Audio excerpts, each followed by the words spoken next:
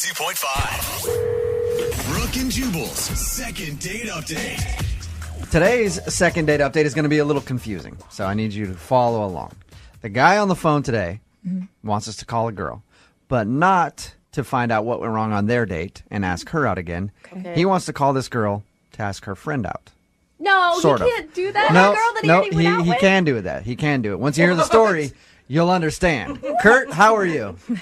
I'm good. How you doing? Good. So you want us to call a girl today, but not really to go out with her. We'll get into that in just a second. First, tell us a little bit about the girl that you want to call today. How did you meet her? Well, her name's Christy. I met her at a kickball league. Kickball. Oh, All right. that's a good so you place. playing one of those beer Yeah. leagues like where you get hammered and play kickball? Those are fun. Yeah. Does she play on your team?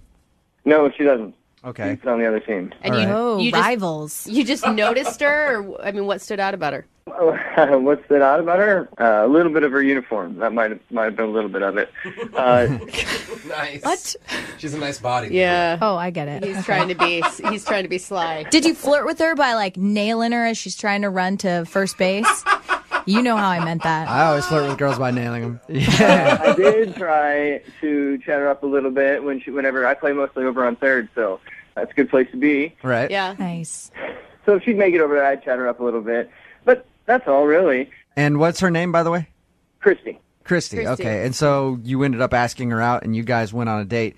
Tell me about your date, first of all, with Christy. I've seen her a couple times, so it wasn't quite, first date jitters, but definitely I was excited. I was attracted to her. We had a good time on the field, so I was excited. But on the way out, we were walking out towards the car, and I was hoping I was going to get a little kiss, but she stopped me, and she said, "Can I be honest with you?" Okay. That's not usually a good thing. No, it's not, and it wasn't. She said she thought I was a great guy, but she just wasn't that interested. That sucks. That sucks. All right. But at Yeah. least she was honest with you. Yeah, but she said she had a friend that would be perfect for me. So hey, So So she wanted to play she- matchmaker? So she rejected you, but then was like, I think you'd be great for my friend. basically yes. That's okay. That's interesting. I've never heard that really happening on a first date before. Like, hey, I thought you were terrible to hang out with, but I'm going to go ahead and pass you along to one of my friends. You might be just dull enough for her. Yeah, I don't That's- like very much. That's Yeah. how that would feel to me. Is that what it felt like to you? Yeah, I asked her right away. I said, "Did I do something wrong, or what? Why? Why do you not want to hang out with me? Why Right. do you think you have a friend?" And what did she say to that? She said, "No, you're fine. I just think you'd be perfect for my friend." I mean, Can I ask, did you immediately say, okay, that's cool, I'm interested in, give me your number? no, I was a little surprised. I stopped. I didn't want. I don't know. The date kind of ended pretty quickly. We said our goodbyes and went on our own way. But And so after all that was over, did she try to hook you up with a friend? well, that's why I'm calling you guys, because I've texted her a few times and I never heard from her. Okay, so are you more interested in finding out why you're not a perfect fit for her, or you're just more interested in getting this date with her friend that she said would be great for you? I want to talk to the new girl. If she thinks I'm so perfect. Okay, all right. He's excited. So you know that she doesn't want to go out with you, and you're fine with that. You just are wondering why she's not getting back to you about the friend. Exactly. If we were so perfect, well, then let's do it. Otherwise, I think she was just lying about the whole thing, and she just wanted to get out of it. Yeah. Yeah, It that, may would, be that, a- would, that would suck, but that It's is a- actually a good way to let somebody down, though. Hey, Yeah. I don't like you very much, but I know someone who'd be great for you. Yeah, that's a nice way to blow somebody off. Maybe that's what happened. Now, how bad are you going to feel when you do actually meet this friend that's perfect for you, and she is a horrible person? And you're just like, oh, my God, that's what you think of me? Well, that will suck. Yeah. All right, well, we're going to play a song, come back, call her, and see if we can get you a date with a friend. Get you a first Second date? First date? Second date update. Yeah. Okay? All right. All right, hang on. Moving 92.5. Brooke and Jubal in the mornings. Second date update. You know what I think about today's second date update? I think Christy, the girl that we're about to call for Kurt, who is on the phone with us right now, I think that she is a master at blowing people off. That's what I think happened, Kurt. Now, at the end of your date, if you're just tuning in for the second date update, they were done with their date, walking to the car. He thought he was going to get a kiss. She actually stopped and said, you know what? I just got to be honest, I'm not interested in you. but I have a friend that would be perfect. And how about I, get you in contact with her and you guys can go out. I'm thinking that was just a great way of blowing you off. Because if somebody said that to me, I'd be like, all right, well, Yeah. I swung and missed on that one, but maybe I'll hit the next one out of the park. Kurt, are you worried that that's what happened? Yeah, I guess. Can you handle double rejection if that's what we find out when we call her?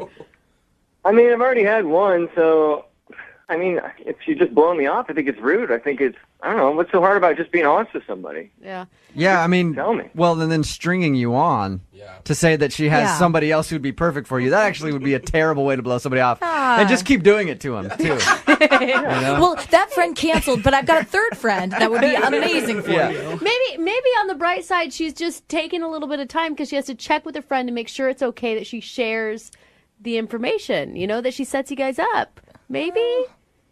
Oh, maybe. Yeah. I never asked You're you how stringing long... him along right now, I'm Brooke. trying to be happy and positive for once, okay? I'm so jaded with dating all the time. I never asked you how long has it been since you guys talked anyway? A week and a half, something like that. We can have, 10 days. okay, that's plenty of time, I think. All right, well, we're about to dial her phone number right now, see if we can get her on the phone and get your second date update, okay? All right. All right, man, hang on.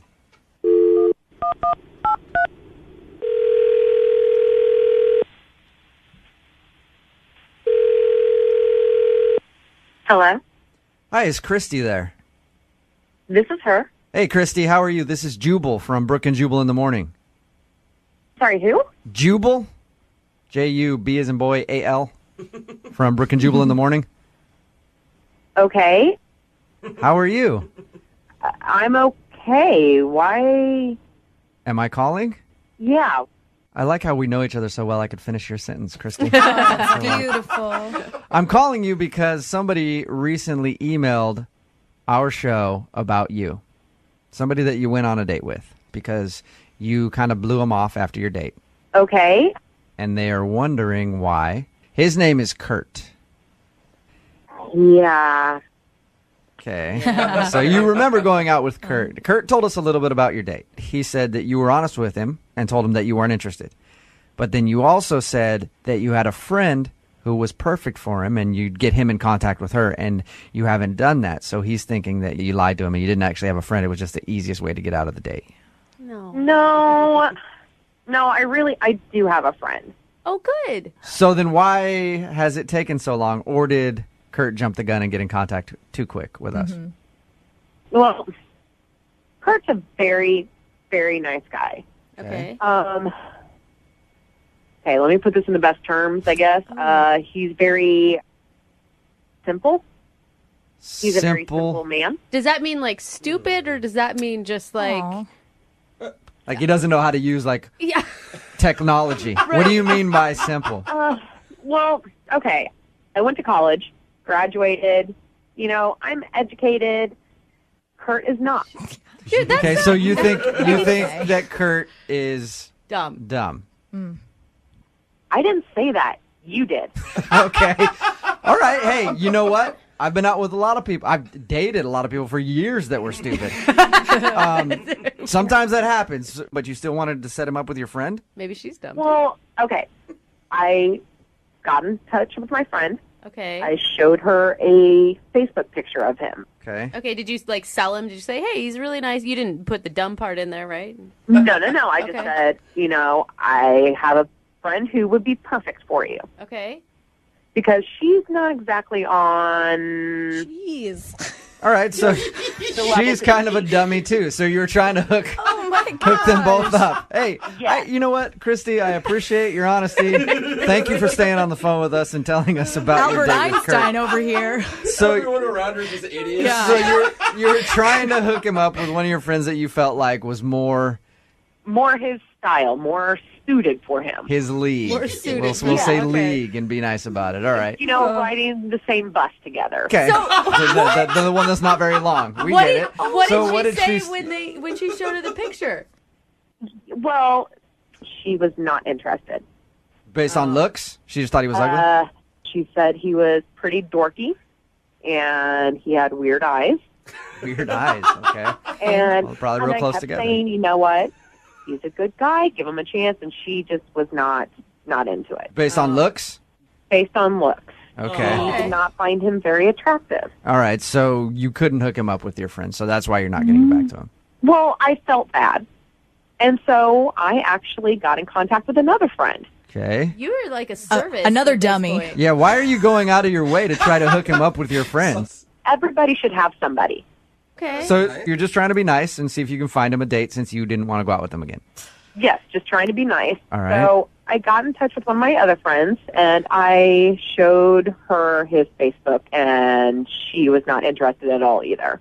Wow. So every single one of your friends, I'm going to have to see a picture of Kurt later No, to see what you're talking about. So every one of your friends did not want to go out with him based on how he looks on Facebook. Well, I thought he was cute. I'm not saying he's Brad Pitt or anything, Yeah. but Hey, you know, he's not bad. He's decent. not everybody has the same opinion on looks. Like you could think Yeah. somebody's cute and both of your friends could think that he's not. So Different types. thank you for being honest with us. I appreciate that. Yeah. And I don't know what Kurt would say if he could hear what you just said about him. You Well, probably, that's the thing.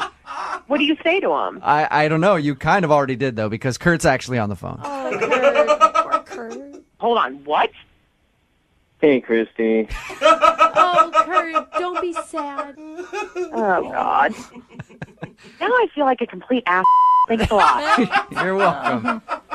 Not everybody takes good pictures, Christy. Kurt, I get that. And that's what I was trying to explain to them. And that's why I kept saying, give them a shot. Well, I really did Man. try to. I told them how nice you were. I told them that. They just Thank weren't you. interested. I'm sorry. I maybe tried next to people. time you just tell the guy, have a good night. Yeah. Yeah, maybe I not try agree. to. Yeah, I guess you don't need to keep trying to hook your friends up with people, Christy. Kurt, I'm really sorry. I am. I mean, are you okay with dating an older person, an older lady? Well, how old are we talking, Christy? Gosh. Maybe late 40s.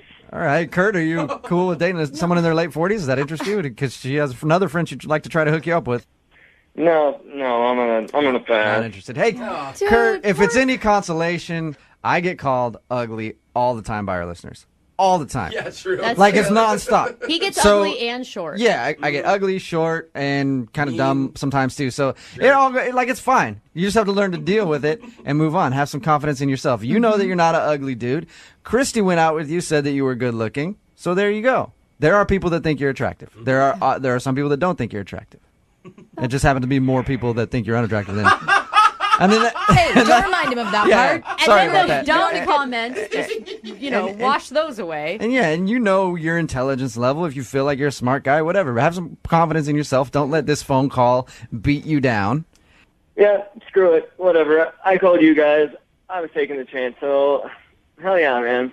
I'm gonna keep playing. There you go. You're See? a good man, Kurt. All right, guys. Thanks for the second date update.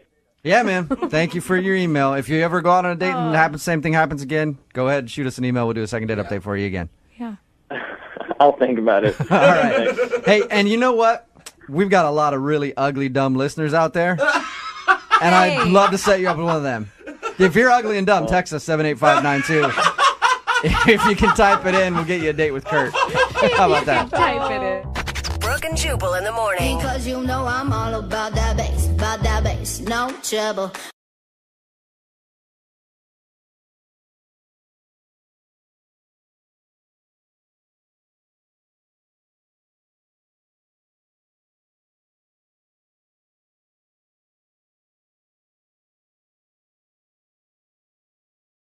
Brooke and Jubal's second date update. Cora is on the phone with us this morning, wanting to do a second date update. Her email that she sent into the show at brookandjubal@moving925.com was very vague.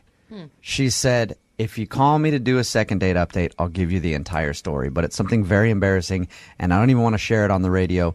But if you will do a second date update for me, I will talk about what happened on my date. That's awesome. All she said was, it happened at a park during a picnic. Call me for more details. So obviously, we had to get her on the phone. Cora, what's up? How are you? Hey, good. How you guys doing? Good. Thank you for your email. Okay, so tell me what happened. It's really, really bad, and I feel really bad. And What did you do, Cora? You must really like this guy if you're willing to embarrass yourself again. well, I'm not as embarrassed as he probably will be or is. But he's the nicest guy, which is why I'm doing this, because I have no other way to get in contact with him, and I really want a second date. So your email said that it was embarrassing, but it's not necessarily about you. It's more embarrassing of something that he did on the date? Yeah, well, it was all him. Like, I really have nothing to be embarrassed about, actually. But, So you don't have a problem sharing this whatsoever. Sounds like things went horribly wrong. Why do you want to call this dude? Well, it wasn't really his fault what happens, and I really like him, and he's a super sweet guy. Okay. So what happened? Well, basically, we had met online, and we chatted for like a week, and then it was really great, so we decided to meet for a date. And he went out of his way to make this like the best date ever, and it basically was until a point, and then everything went really downhill. what was the good part? Well, he planned a picnic in Discovery Park, and he laid out a blanket, and we had all this food, and we were having the best time. Okay. Who cares about that, Cora? What happened? What is the embarrassing thing? I need to know. So we were eating a lot of food, and a lot of it was olives, which is what I think maybe, I'm not sure, but we were just chatting, and all of a sudden he got this like really weird look on his face, and he turned beet red and said, I think the food is hitting me wrong. And then he like was all panicked, and he jumped up, and we were really far from a restroom, and he tried to run to the restroom but didn't make it, and actually wound up behind a tree. What? Did he? Okay. Did he go behind the tree, or did he go in his pants? I think it kind of happened on the way to the tree. Oh my God! Oh, that sucks. He pooped his pants. No wonder he's not calling you back, Cora. I mean, I would be mortified. I would not want to go out with you again either. Not because I didn't like you, but I just don't think I could ever live that down. What did he say to you, Cora? Well, at first, like when he got behind the tree, a sound came out of him like I have never heard. And he was like, get back. And I was like, I want to help. Don't look at me. And he was just crying. And he was like, stay away. And I was like, please, I want to help you.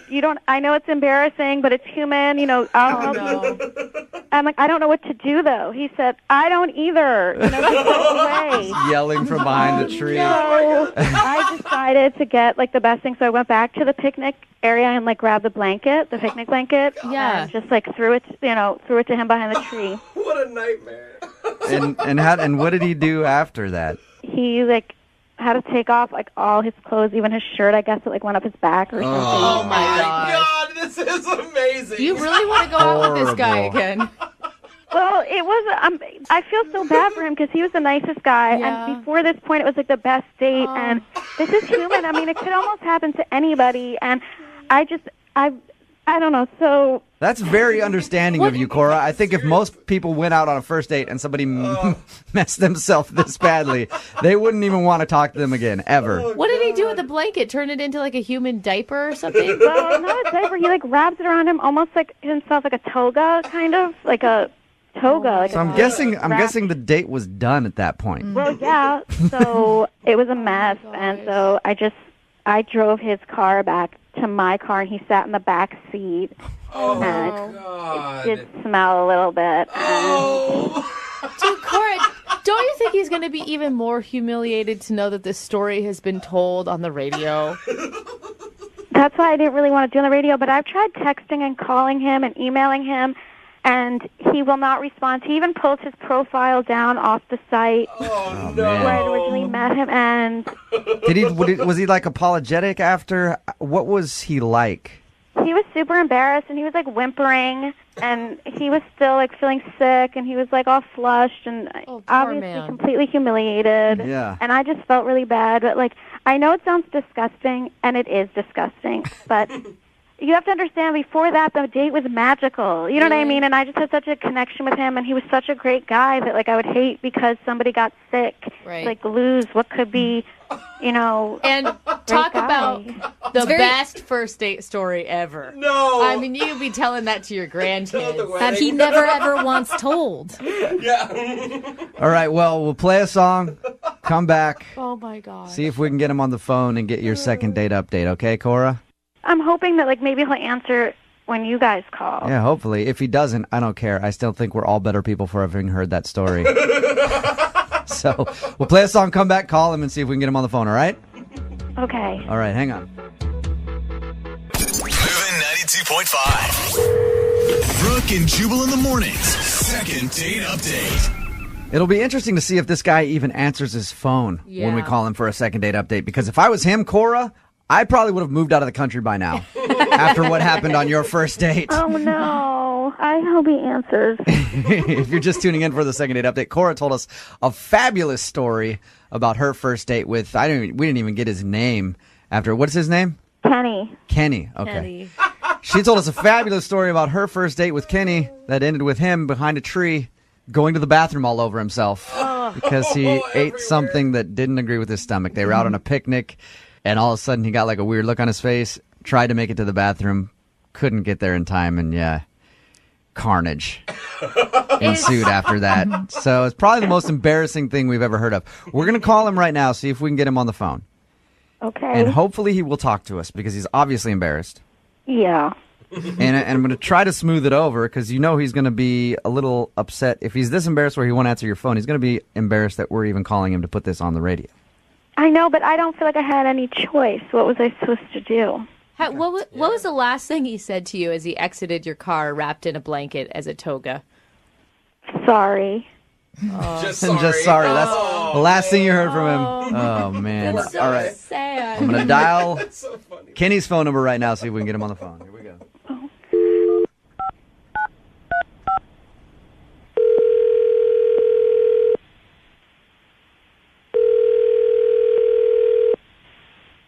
Hello? Hi, is Kenny there? It's Kenny. Who's this? Kenny, what's up, man? This is Jubal from Brooke and Jubal in the morning. How are you? The radio guy? Yep. How's it going? Good. What's going on? Did I win something? No, not really. But we do want to talk to you about something if you have a minute.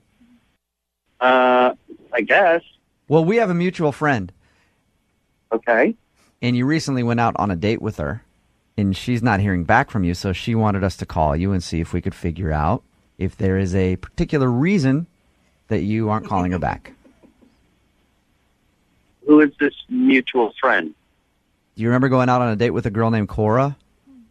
I imagine you probably would remember that date. Well, she told us about it. What did she tell you? Okay. Everything. Kenny, She told us what happened on your date. we know. And the Sorry. thing is, Cora understands that, sometimes as humans, our body does things we don't want it to do. Good way to She's put it. very understanding and would love to go out with you again, but she's tried calling and texting you and you haven't answered any of that. So she's wondering if she can get a second date with you and wants to let you know not to worry about it. Kenny? Oh, no. And here goes Kenny. No. She really likes him, though. Cora, Cora. did you hear that? Oh, no, Try to- Cora. Try again, please, because I just know he's just terribly humiliated. And please, can I talk to him or... Sure. Yeah, no, I'll call him again. Really? See if he'll pick Sure. up. Yeah. Oh, this poor guy. Dude, he's going to be pissed and embarrassed and every other emotion under the sun.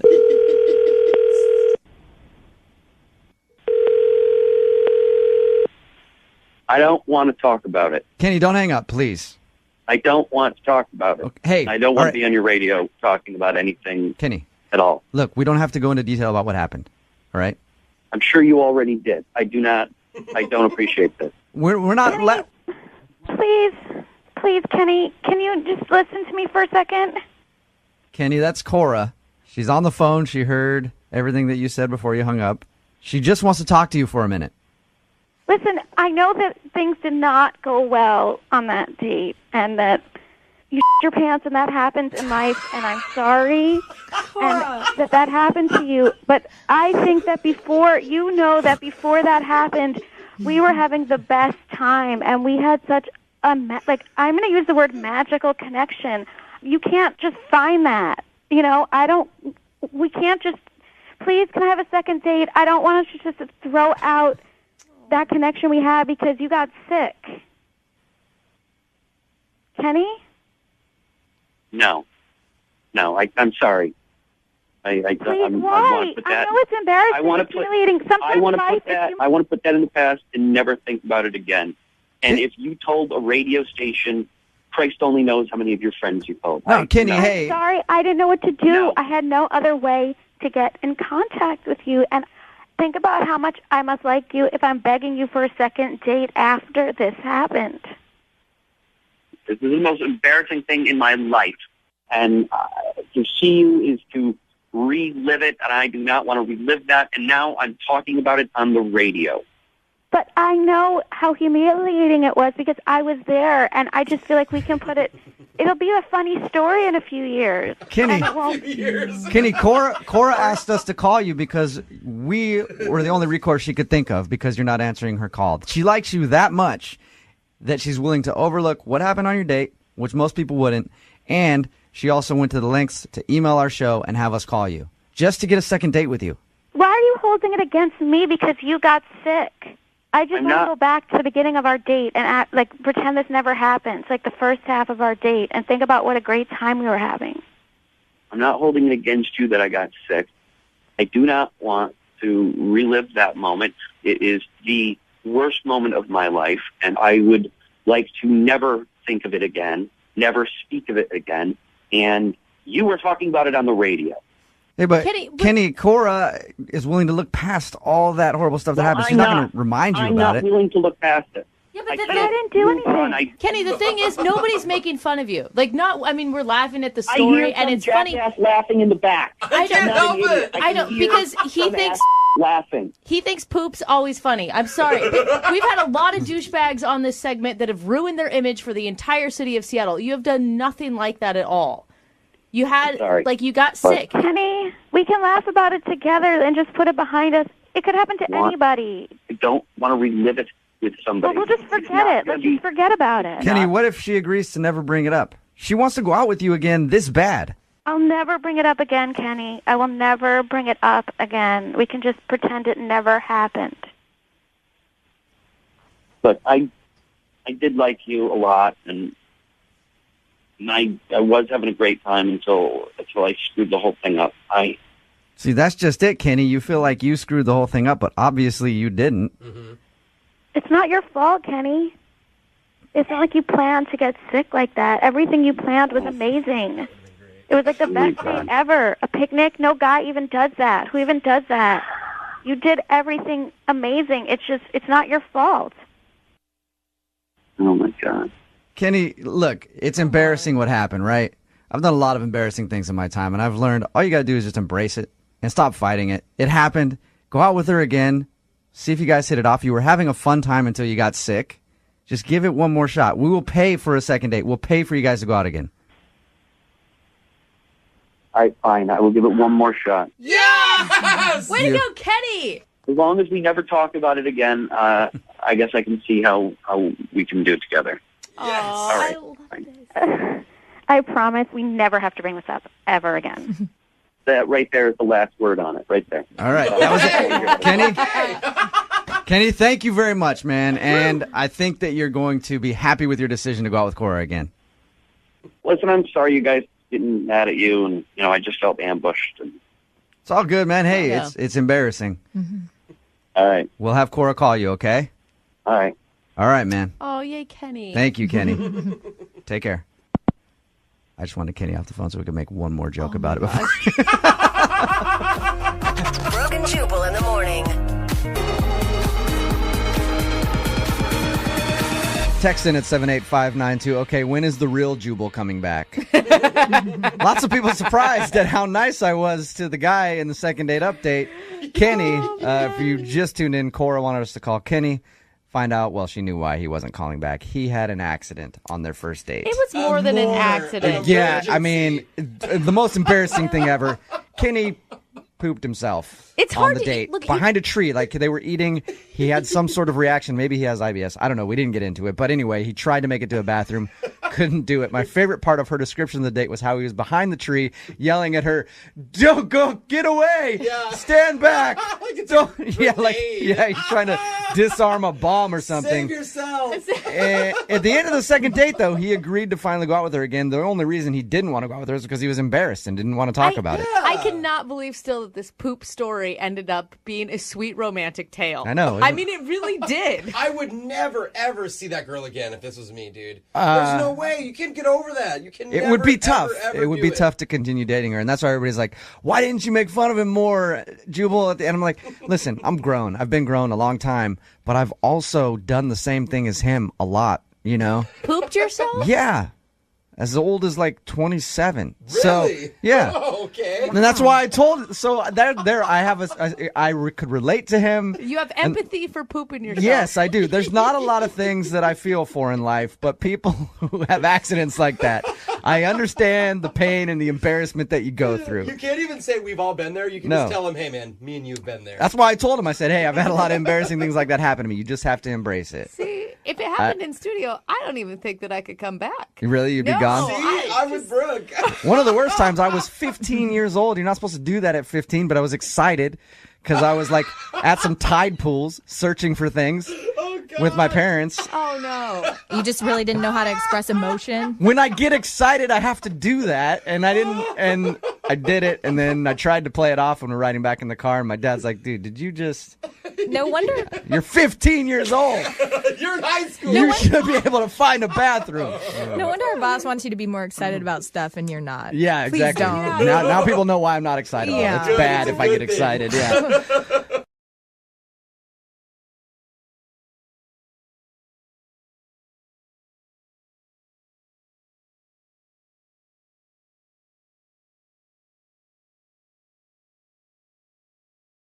Hello, everybody, and welcome back to Second Date Field. No. Taking the plate right now is Kevin. Kevin went out with a girl named Denise when he stepped up to the plate, and strike number one came when he got in a car accident and couldn't pick her up for the date. And if that wasn't enough, strike number two came after the restaurant didn't have Kevin's reservation down in their records. And of course, strike number three, when Kevin went in for a kiss at the end of the night and got the old N.O. He went in for a kiss and she said no. And Kevin, of course, thinks he's not getting a call back because his date went so bad. Now, are you sure after listening to that play-by-play that you maybe shouldn't just chalk this game up to a loss and move on? Why not take a risk? All right. You liked her that much. Yeah, she was fun. That's right. Sometimes in life you strike out and then you just have to get right back up there and swing again. Am I right, Kevin?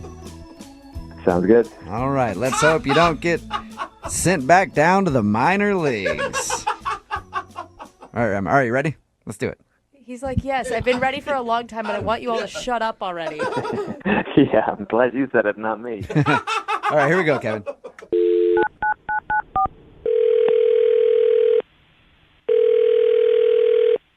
Hello? Hi, I was looking for Denise. This is she. Hey, Denise, how are you? Who is this? Jubal from Brooke And Jubal in the Morning, the radio show. Okay. I've heard of it. Sweet. Awesome. We're taking a survey today. Mm-hmm. Nice. Cool, we'll check that down. Any idea why I'm calling you? No. You recently went out with a guy named Kevin. How would you know that? I know that because Kevin actually emailed us and told us a little bit about your date. What? And then asked if we could call you to find out why you don't want to go out with him again. Really? He wrote into you guys? Yeah, he emailed us. It's a segment we do on our show. We do it all the time. It's called A Second Date. There are a lot of reasons why I don't want to go out with him again. Really? A lot of reasons? I want to hear at least a couple. Let's start with the beginning. He said that he thought you might not be calling him back because his car was like in the shop and you had to come pick him up.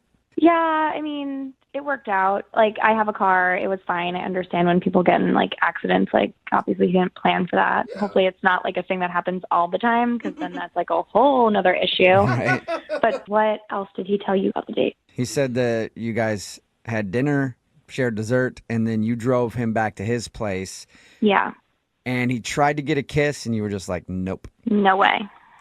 No way. See, and I thought that was mixed signals because you ordered dessert, which usually indicates you're having a good time and you want it to last longer. No, I just like dessert. Oh, okay. So you can sacrifice hanging out with a dude you're not that into for some chocolate. I get that. All right, so he wasn't so terrible that you couldn't eat dessert with him, is what you're saying. I could handle a couple more minutes. Okay. So what didn't you like about him then? It all sort of started when I picked him up. I was okay with picking him up, but when he got in the car, you know, I could just tell that he was really frazzled. And I get it. He was just in a car accident, calling his insurance. Like, I totally am a human, and I understand that, like, that's really stressful. But when he got in the car, he said he was tired, and I was like, do you want me to take you home? But he just said no, and he just asked if we drove to the restaurant in silence because he was just going to take a little micro nap. Are you serious? He slept in the car while you drove to the restaurant? Yeah, I was like, you know what? It's when, like, fine, turn on the radio, like, let him zone out. Oh, my God. Totally get that. Then he actually closed his eyes, said, like, thanks, like, we'll catch up when we get to the restaurant. Shut up. I could not. What was going through your head when you're driving in the car with this sleeping stranger sitting next to you? It was, like, just really bizarre. Did he ever address it? Like, apologize? Like, hey, I'm sorry that I took a nap. No. In fact, when we got to the restaurant, I put the car in park, and he just snapped right awake. And it was like, oh, here we are. And, I mean, it was so weird. Like, he just was like this brand new, refreshed person after this 10-minute car ride and this little nap that he took. That's all the guy needed was a nap. Yeah, it's back to a little power nap, and then you're good. Yeah, I mean, we were having such a good time. Like, really nice, easy conversation. Good. And then we ordered dessert, and right after we ordered, he said, I'm going to take a little nap again. What? At the table? What? At the table. Is he? Was he joking with you at that point? No, so I asked him if he was joking, and he said he wasn't. And before he even finished that sentence, he was curled up in a little ball in the booth in the back of the restaurant. Oh, my God. Like, he actually curled up in a ball in the booth? He laid down. Pretty much. I mean, he wasn't sucking his thumb, but he was getting very comfortable. And he wasn't kicked out of the restaurant? I've done that a lot drunk, and they kick you out. Yeah, that's probably because of the drunk part, Jubal. Oh, maybe. Okay. Yeah, not the sleeping part. How long was he asleep for? Like 15 minutes. Wait, so again, it was like they put the plate on the table and he just snapped awake and was like ready to have more conversation, and I was just very confused. So you're sitting there twiddling your thumbs for 15 minutes. Yeah. And then he just goes back into talking about whatever you guys left off on? It was incredible. I have never heard or seen of, you know, this ability to nap anywhere, but it happened on my date, and I don't know. I know the perfect way to figure it out, Denise. What's that? Why don't we just ask him? Because Kevin's actually on the other line listening to this conversation, and he wants to talk to you. Or sleeping through the conversation. Yeah. I don't... What? Kevin, are you there? Hi, Denise. Yeah, I'm here. Wake up, Kevin. This is not happening. No, it actually is. Denise, I didn't think you'd have such a big problem with napping. You can nap all you want in your room, on a couch, in front of the TV, but like on a first date, in a restaurant, in my car. But they're just micro naps. Like, the date wouldn't have gone so well if I was tired. What? Right. But I asked in the beginning. I said we don't have to do this. Like I totally like I knew you were stressed out. I could see it. But we did go on a date. We had a great time on the date. We even had dessert, and I only had 2 naps. So So this is all the time. You take naps like that all the time. Not when you're just stressed out about a car accident. They work really well. I'm actually surprised more people don't do it. I don't know why everybody finds it so funny. Kevin, are you saying that you don't find it strange that you took 2 naps on a first date? No, it's not strange at all. You're making this out to be a bigger issue than it really is. Look, a lot of people take micro naps throughout the day. A lot of Japanese people take naps throughout the day. I take naps. Yeah, I get that, but I don't curl up in a restaurant booth with a girl I'm trying to impress while I'm eating dinner with her. Well, see, okay, that's what you're not getting. I couldn't impress her with such a great date without taking that nap. You didn't impress me by taking those naps either. Okay, look, I feel like I'm on trial here for taking a nap, okay? Kevin, you're not on trial for taking a nap. You're not. You're on trial for taking 2 naps. Yeah. On your first date. It is kind of strange. Look, I've listened to you on the radio, and you are kind of strange, so why is this my problem? That is very true. Very true. Dude, wait, I'm still confused. Do you have like a sleeping disorder or something, Kevin? Yeah. It's not a sleeping disorder. You take naps throughout the day. It makes you more productive. Michelangelo painted the Sistine Chapel by taking naps, okay? He did? Yeah. Yeah. Okay, Kevin, but I doubt that he took naps while he was on a first date with a girl. That's true. We don't know much about Michelangelo's dating experience. I'm sure if he did have a girl that he was dating, that he would have taken micro naps, and they would have had a great date. I will say, Denise, despite this odd behavior, which isn't really necessarily bad towards you at all, you had a great time. When he was awake, yeah. Okay, Denise, what about this? What if I can promise you that Kevin stays awake and you guys go out on a second date? We will pay for it. Are you going to come with us? No, I don't want to be around Kevin. Okay. But we will pay for a second date if you'll go out with him again. Kevin, can you stay awake? Yes, or we could take a napping date together. Oh, there you go. A little cuddle time. That's an attractive offer, but I think I like to go on dates where people stay awake the whole time and we don't have to worry about someone falling asleep. So I'm okay. I think you should take a micro nap and make that decision again. I'm okay. I'm okay with my sleep schedule. I'm like a grown woman who stays awake. Are you sure, Denise? Denise, we could wait for like 10 minutes while you take a nap and sleep on it. Please, would you mind? Just so everyone knows what that feels like. No, I'm good. All right. Well, Denise, thank you very much. Yeah. Kevin, I'm sorry we couldn't get you a second date. It was worth a try. Maybe warn people about your micro naps. Let them know what you're doing first. Yes. Or just learn how to stay awake for a 4-hour span. I don't know. You guys are really missing out here. These micro naps are the way of the future. If you want to be productive, if you want to, bring your ratings up, you should probably try some micro naps. Hey, we'll try anything at this point. So yeah, why not? You ever have one of those days where you feel like the world's just making you its personal toilet? Like it's a day after it had some bad Mexican food, and it just keeps dumping on you over and over and over again. Well, that's the kind of day that Kevin had when he decided to go out on a date with the girl that he wants to call today. Her name is Denise, I guess. Kevin, your email said that you had a terrible day when you went out with this girl. Oh, my God, the worst. I don't even know what happened, and I already feel empathy for you. Yeah. Thanks. So tell us a little bit about it. What was so bad about your day? Okay, so leading up to the date, somebody rear-ended me.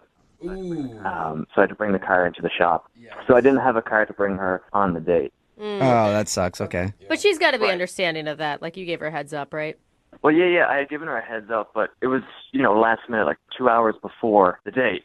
Oh, that sucks. Okay. All right. So running through my head now, I'm like, I look like an idiot because I can't bring her on the date. And that's what you want to be. You want to be gentlemanlike. You want to, chivalry. But at least it wasn't like you just didn't have a car and you forgot to tell her in 2 hours before. Like, oh, yeah, my bad. You got to drive. You were in an accident. Yeah, and if anything, it's got to be a good read on her personality, right? Because if she's a total a-hole about it, you probably know you don't want to date her any further.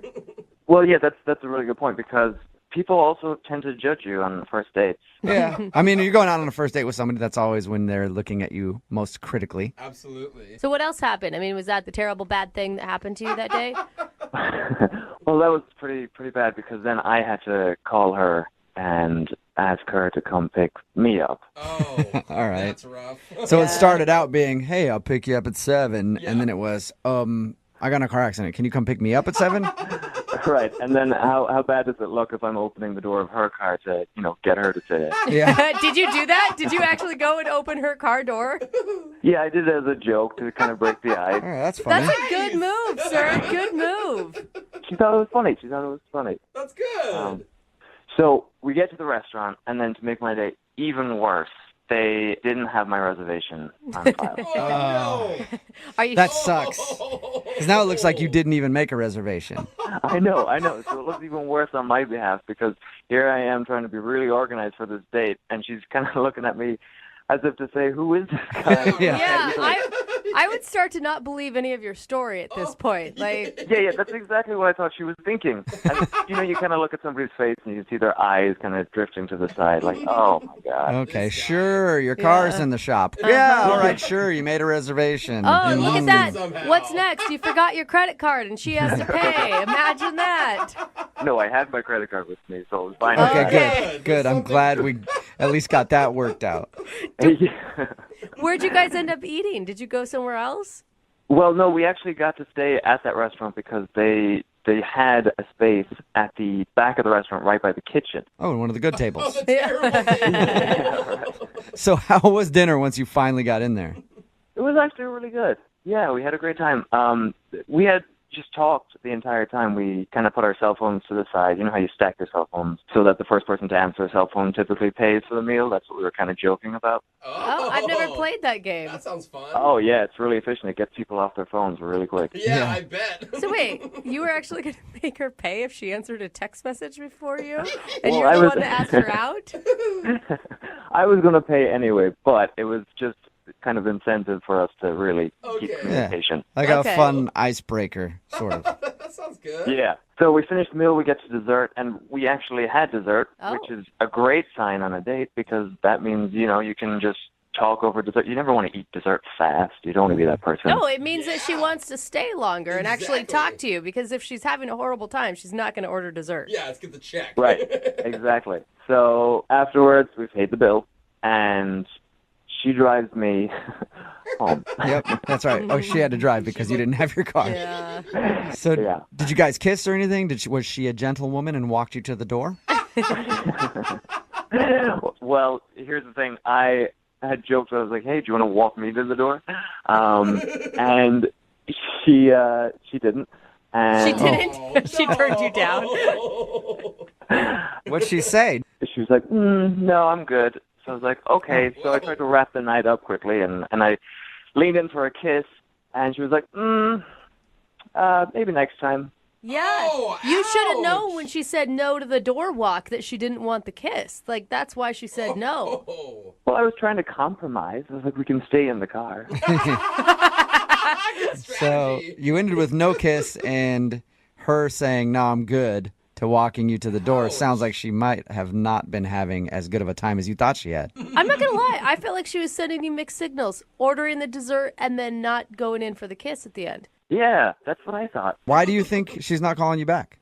Where do I begin? I guess you're right. There was a few things. Okay, well, we'll play a song, come back, and then find out if you got a second date or if you get ditched. All right, sounds good. Thank you. Hold on.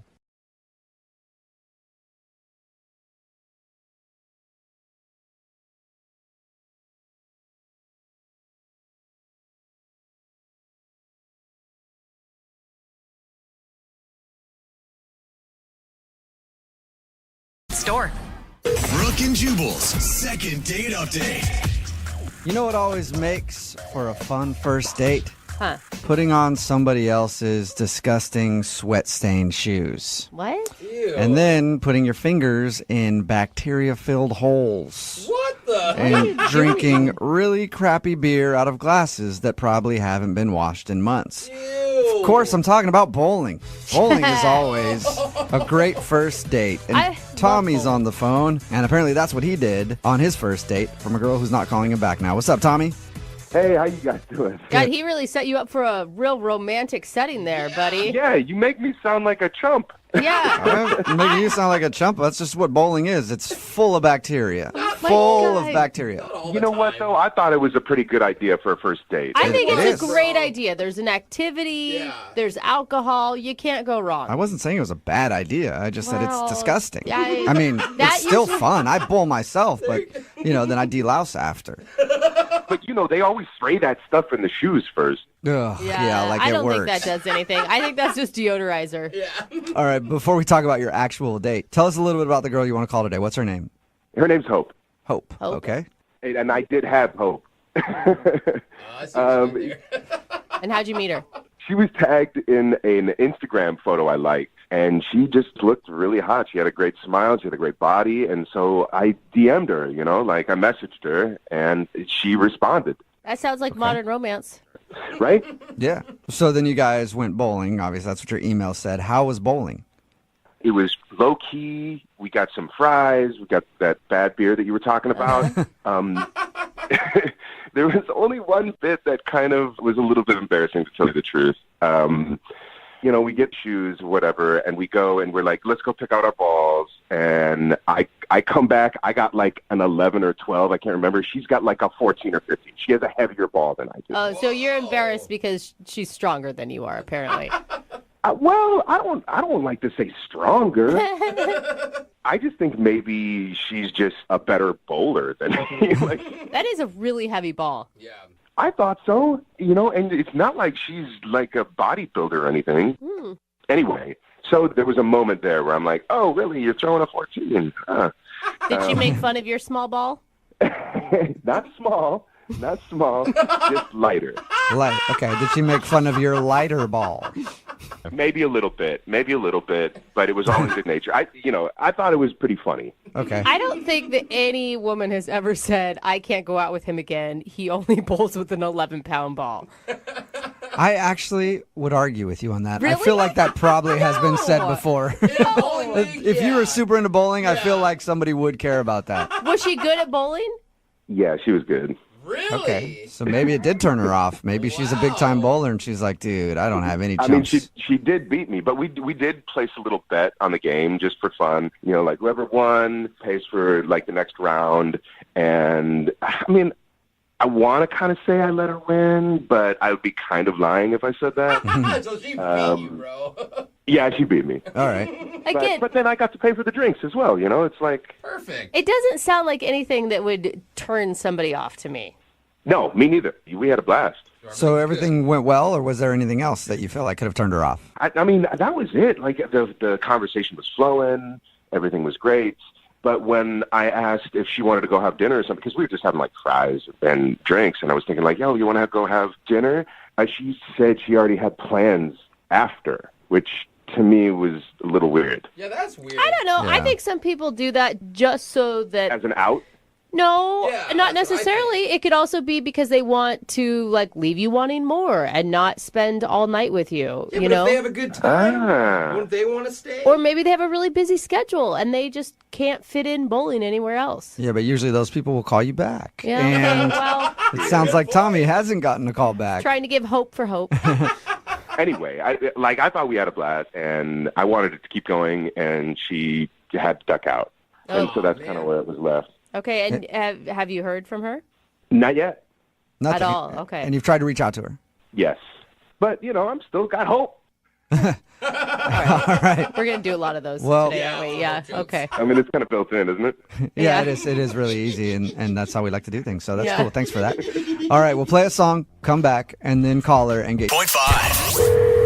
Brooke and Jubal in the mornings. Second date update. There's that old saying, it's not the size that counts, but how you use it. And today's second date update might actually prove that right. Because Tommy is on the phone, and Tommy thinks that his date got screwed up because of the size of his bowling ball. Or should I say, the weight of his bowling ball. He met a girl named Hope on Instagram, and they went bowling. He says the only awkward thing that he can think of about the experience was when he grabbed his bowling ball and she grabbed hers, and hers was like 3 pounds heavier. And she kind of joked with him about it, and he thinks that maybe, somehow, that actually turned her off. She doesn't like a man with a light bowling ball. That could not be it. That is so ridiculous. Yeah. Well, what else could there be? you're telling me that you're so perfect that there's nothing else she could possibly find unattractive about you. Hey, I'm not perfect, but we had a really good time, and that's the only thing that I can think of that was like an awkward moment. Okay. Well, we'll find out. We've heard weird things in these second date updates before. Who knows? Yeah, it really could be the It could have been the bowling color of bowling ball you chose. I hate blue. Yeah. You know, it could have been my nose for all I know. See, now we're getting somewhere, I think. All right. Well, I'm going to dial her phone number right now and see if we can figure out why she isn't calling you back. Here we go.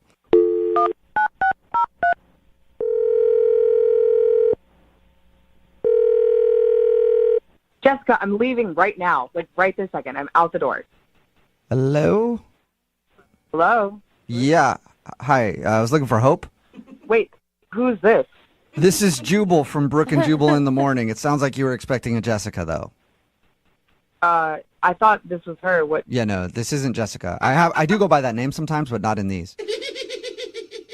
Okay. Who are you guys? My name's Jubal from Brooke and Jubal in the morning. It's a radio show. Sounds like you're in a hurry. A little bit, yeah. But can you tell me what's happening? We'll try to make this quick, okay, Hope? Like I said, it's a radio show. We do a segment on our show. It's called the Second Date Update. And we got an email about you from a dude named Tommy that you went bowling with. Okay. And I know that you are probably pressed for time, so can we just have a few minutes to ask you what happened with Tommy and why you're not calling him back? I mean, that's that's a long story for me to tell someone I don't know right now. Okay, well, how long is it? I promise we won't keep you on very long. We just want to know the reason. He's confused because he liked you. Okay, I don't know you guys, but if you need to know, like, I didn't like him. I found out he's a flat earther, and I didn't like that. Wait, what did you just say? I'm sorry, I couldn't understand you. He's a flat earther. Like, he thinks the earth is flat. Shut flat up. earther. He is not a flat earther.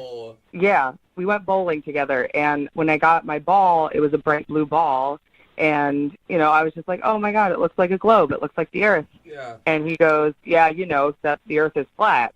He was kidding, though. That had to have been a joke. Yeah. No, I asked him, I was like, you're joking, right? I was like, kind of laughed, and he was like, no. And he started to give me facts, like one weird, obscure fact after the other, and it just, turned me off, completely. And yeah, that would be a definite reason I would not call someone back. I'm with you on that. Yeah, I'm just, not trying to date a conspiracy theorist right now. But wait, you could go on another date and talk about chemtrails. I don't even know what that is, but I'm not. I'm sure Tommy does. I'm sure Tommy knows all about it. Probably, sure. He didn't mention anything to us about you guys arguing about whether the earth was round or flat. Well, I didn't argue with him. I just sort of sat there and listened, and then immediately was like, okay, I just need to get out of this. I just need to get through this date and get out of here, and that's what I did. I think that's actually smart because those arguments never go anywhere. No, they don't. Exactly. Because logic is not on his side. No. Logic is not on my side? No. Logic is not on all of your sides. Hold on. Hey. All right. I had a feeling this was going to happen. You all are on the conspiracy. You all have... Tommy, hold on one second, Tommy. Hold up, Tommy. I need to see if Hope is still... Hope, are you still there? Oh, my God. Yeah. Yeah, that's Tommy. He's on the other line listening and wants to talk to you. Yeah, I'm here. What? Yeah, I'm here. Yeah, I think he wants to preach. I don't want to preach. I just want to teach. Earth is not a round globe that has been... What is going on right now? Yeah, I've been listening the whole time, so now I know what's going on. Yeah. Why? What the... Sorry, Hope. That's how these things work, is we ask you about the date, and then we reveal the fact that the person is on the other line. And in our defense, he didn't tell us about the flat earth thing, because if he had, we wouldn't have called you. Yeah. Well, it's not a thing. It's not a flat earth thing. It's reality. It's what it is. Uh-huh. Dude, every science text you see, the earth is round. This is so a proven you're just fact. drinking that Kool-Aid. You're just drinking that Kool-Aid. Drinking that science Kool-Aid. Go along, do the math. I have done all the research. Do the math? Are you serious? Yeah. I do have one question. What happens at the edge of the earth if we're flat? Yeah. It is a wall of ice. It is a wall of ice. It is flat, and then it ends to a wall of ice. I actually have a friend who has been there. I've seen photographic evidence of the wall of ice. Dude, that's so stupid. sweet, Look Tommy. it up. Look it up. I'm not the only one that believes this, guys. Yeah, that's the disturbing part. No, you know what the disturbing part is? That you don't know the truth.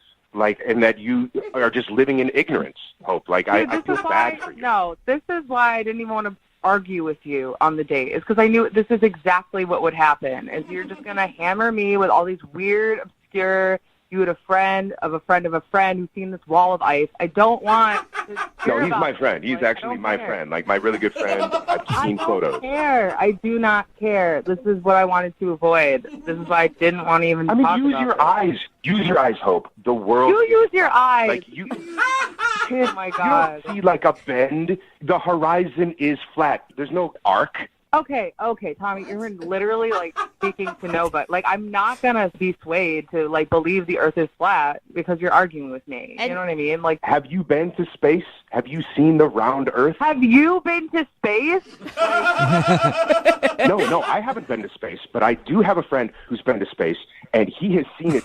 He's seen the flat Earth. Is this the same friend that saw the wall of ice? No, it's a different friend. I have multiple friends that believe in this thing. Oh, my God. Okay, Tommy, calm down for just a second, okay? I'm calm. I'm just like, I just know what's up. Flat Earth aside, this isn't how you're going to be able to go on dates with normal people. You can't just... What do you mean normal people? No, I'm a normal person.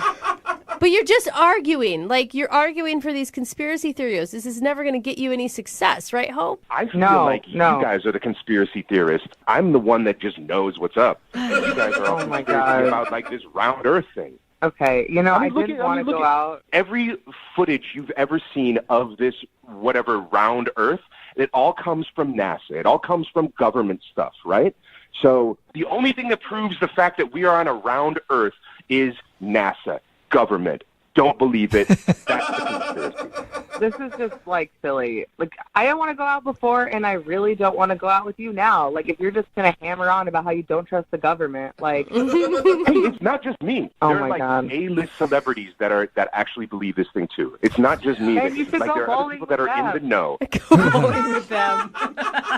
There's somebody from Bon Jovi that I think, like one of the members of Bon Jovi. Oh, well, dude, I'm sold then. That's all I needed was Bon Jovi to sign off. Hey, if Bon Jovi co-signs something, I'm all in. I'm not a weirdo. You just need to realize that I have the knowledge. Okay. Yeah, well, you know what, Tommy? Maybe it's because we're all in the Illuminati. Yeah, who knows? Yeah, we're all part of it. Oh, don't get me started. All right, I do not want to get you started. The point of this whole thing is not to argue whether the Earth is round or flat. It's to see if you can get a second date with Hope. So, Hope, would you like to go out with Tommy on another date? We will pay for it with money made up from the government. What? Mm-hmm. Absolutely not. No? Absolutely not. Oh, man. No. Yeah, I couldn't either because you know what? I don't want to waste my time with closed-minded people. You know, like I just want to spend my time with people that know what's up, that are actually thinking and can look behind the scenes and know what's actually going on in the world. So you know what, Hope? Have fun living in your fantasy round world, and I'm gonna be in reality over here. But good luck. Okay. Ouch. Thanks, yeah, and I hope you and the member of Bon Jovi have fun bowling with some bad beers and jelly shoes. So, have a good time with that. We will. Well, Too much. I was going to say sorry you didn't get a second date, Tommy, but I think you're glad you didn't get a second date. No, I'm good. All right. Hey, we did it then. Hope, thank you for your time. I know you were rushed. Appreciate you talking to us, though. Thanks. Can I go now? Yeah, you're good. Thank you. And All right. Oh, man. Tommy, be sure to email us anytime. No! Anytime you need anything. No, I'll keep you guys updated. Keep you guys updated. Do it, yeah. Live long and prosper, buddy. Brooke and Jubal in the morning.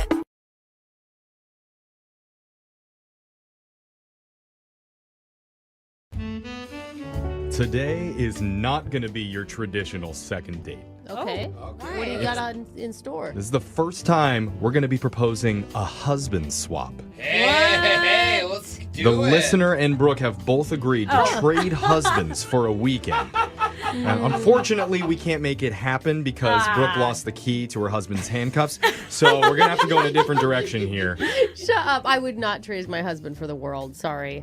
It's nice that you say that It when is. you're in It's public. true. If any It's not police because are of the listening, that's for you. Okay? It's not because of the key. Okay, well, we're switching directions here, and instead, one of our listeners, Phil, says that they've been dating a woman for a while now, but he's never actually met up with her before. So let's find out what's going on. What's up, Phil? Hey, how are you? So when you say you've been dating for a while, but you haven't actually met up, do you like virtual dating? Is that what you're doing?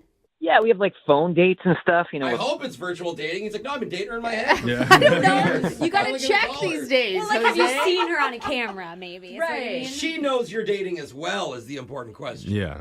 I think so. Yeah. Okay, so I think so. Let's start by finding out what's her name.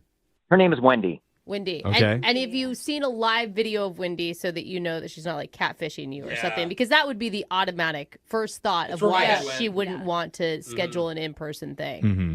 Well, no, I mean I've seen photos of her, and we talk all the time, so I know she's for real. Ooh, have you ever said, hold up the number 2 and write my name on your palm and then send me that picture? That's how you can tell if they're a catfish. Jose has dealt with a lot of these. Wow. It's very easy. It's like you're dating in Guantanamo Bay or Hey, something. hey, anybody can go to Google and get a picture, but not a specific picture. Okay. I haven't done that test, but Oh, I don't know. Things have gotten weird lately. Oh, Things okay. have gotten weird. There's already a lot of red flags. So, yeah. why don't you tell us what's been happening? Yeah, well, I mean, we've been talking, like I said, over the past 3 months, and talking every night and texting every day, and doing even these dates. Like, I went to a pizza place, and she went to a pizza place in her town. We lived like 4 hours apart. Aww. And we were like sharing a pizza. Aww, that's which cute. was kind of nice. I like that. Yeah, and 4 hours makes sense to why you like don't see each other every week, but like Not really. it's not an excuse for not seeing each I other wouldn't in eat pizza alone in a restaurant? No, you're on the phone You're on the the phone whole with time. them. But we were together. I mean, just not together. Cute. Right. I guess. Okay, I mean, you're making the best of the situation. That's Yeah. really all you can do. Yeah. So, has the relationship progressed at all? I mean, like I've been pushing to see her in person, of course. Right. Right. And I've wanted to do things, via the phone and stuff, but Do things. Hey, What do you mean, sir? I think we all you know what I mean. No, but I respect that. I respect that's not what she's looking for. Okay. You have to respect that. Maybe she's flirty about it. She's like, oh, I don't know. I think I'm going to need a bigger phone if we're going to go to that. For her. Not a line we use. Yeah. No? Women usually don't look for it. Okay. I don't have the hard drive space for those sort of No. conversations. That might be worse. No. Is that not how it goes? That's no. Oh, okay. So where are you and Wendy at right now? Well, because it's been going on a while, I got to the point where I really want to see her in person, and so I bought her a ticket to come visit me, and she was supposed to come out last weekend. Oh, you're even flying her. Whoa, Yeah. nice. But I got a last-minute text saying that she didn't make the flight. What? Wait, so she that's went. sketchy. I mean, it went up to the point where she was supposed to be on the plane and didn't Yeah. get on. But it's not like it's like no one else used the ticket. I got a refund for the money. So it's not like she's taking my money. I haven't sent her anything. Doesn't matter. Still, man, that's a little Why? sketchy, Why dude. did she say she missed the flight? I guess she said she was just running late. She didn't really get too specific about it. And Dude, I'll tell you something. I am late to everything I've ever been invited to, but I never miss flights. Those are very important. It is a little bit fishy. Yeah. Okay. And so at this point, do you feel like maybe she is a catfish now? Do you still have any trust in her? I do have some trust in her. I'm obviously thinking the worst possible, but this is one of the most beautiful connections I've ever made with anyone. So I don't want to just walk away. I want to find out what's going on. And So it could turn out something where maybe she isn't the person in the pictures. So a catfish. Well, but would you still be interested in her? Maybe she just is really self-conscious about the way she looks, and that's why she's been doing the catfish thing. I mean, it's not like she's sending me glam photos or anything. They just look like a person in everyday life. And I mean, to me, I think she's beautiful, but it's not like... Right, I'm saying that might not be her. Yeah. Well, I hope you fell in love with her personality. 'Cause That's that's what I'm definitely saying, not who I think- she is, bro. No, she seems incredible. Okay. That's too good to be true, man. It's also possible that this woman could be in a relationship with some other guy 4 hours true. away. That's true. Maybe she's married. Maybe she's got kids. Maybe she's a spy for the lot of FBI. possibilities. I don't know.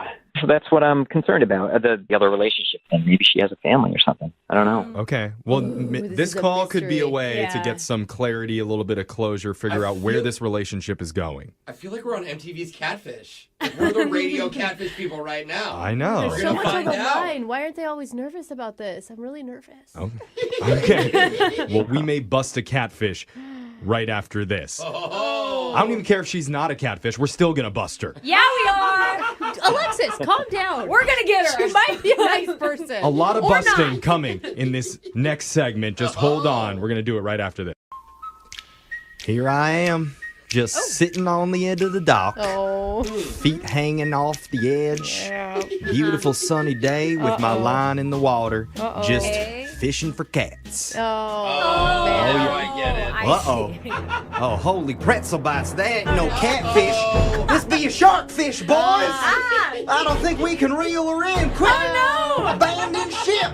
Abandoned ship, y'all. Oh, jump! Everyone get out! I'm in the water. Every man for himself. I can't swim, Jeffrey! Here's Push the him life down. jacket. Oh my God! Push me down! What the? Wait, I'm trying to rescue him, Jeffrey. What are you doing? If you're just tuning in for the second date update, We are not good in emergency situations. no, guys. definitely don't go on a boat with any of us. But we're trying to help one of our listeners named Phil determine whether or not the woman that he met 3 months ago, Wendy, is a catfish. Yeah. They've been talking on the phone a lot over the past 3 months. They never met up in person. Yeah. He even bought her a plane ticket to come visit him this past weekend. And on the day of the flight, Wendy called and said, "Oops, I missed it." Yeah. Missed it. And so at this What a point, coincidence. Phil has pretty much reached his limit, and he just wants to know once and for all, is Wendy for real or is he being catfished? And that's what we're going to try and figure out today. Phil, how you feeling, man? I guess a bit nervous. I mean, I really like her. I've never felt this way about anyone. Well, I mean, maybe it's just, I know everyone in the studio right now is having a hard time believing she's not a catfish. Yeah. You know, if she is, maybe she has a good reason for it. Maybe you can hear her out. Yeah, I just want some kind of answer because it's either this is going to happen or it's not going to happen. This is the make it or break it moment. And you deserve that. You deserve the truth. Thank you. All right, man. I'm going to dial Wendy's phone number. We're going to find out, catfish or no. All right. Let's do this. Here we go.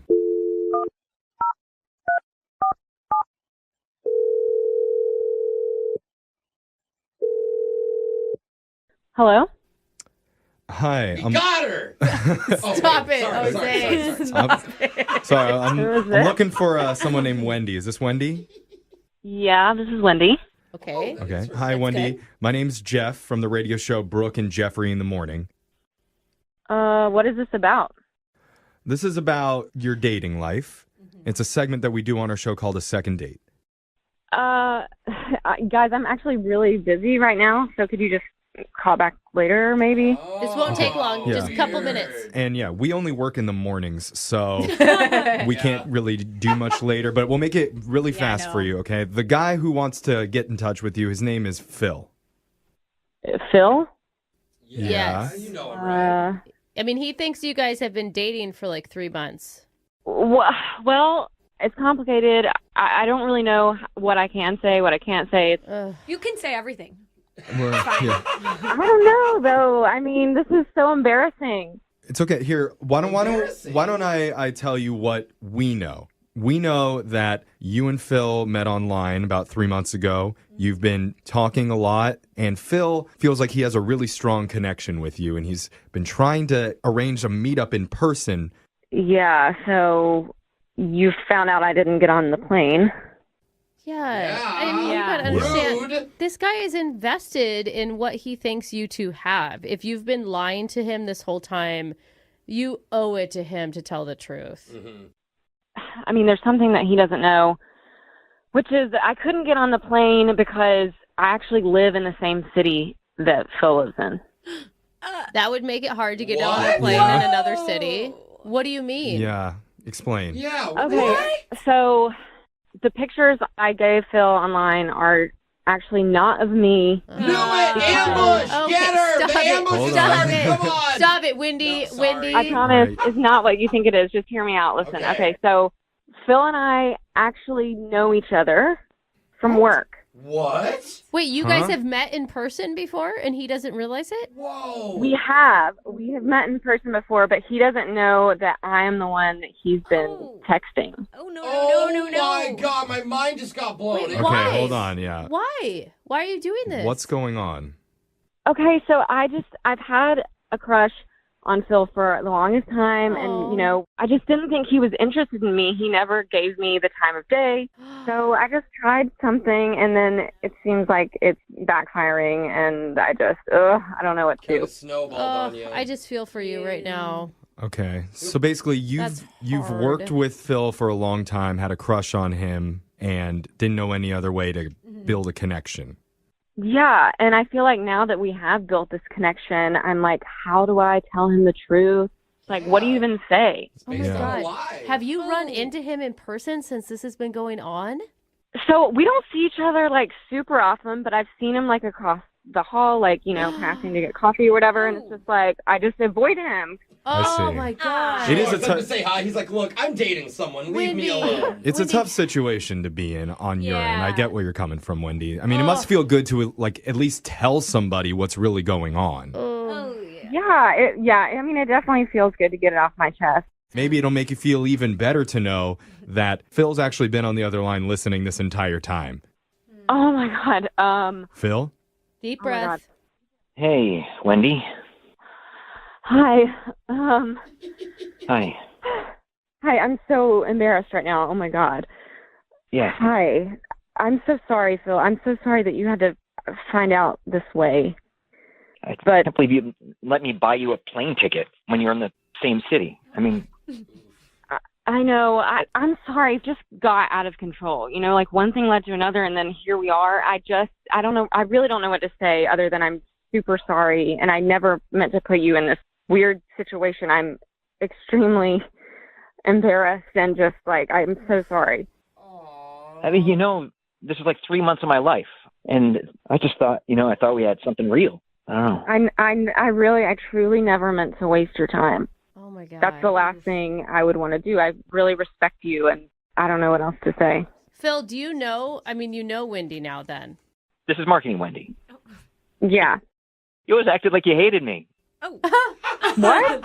No. I mean, I was nervous around you because I liked you, but no. So, Phil, do you feel like you maybe would have asked marketing Wendy out?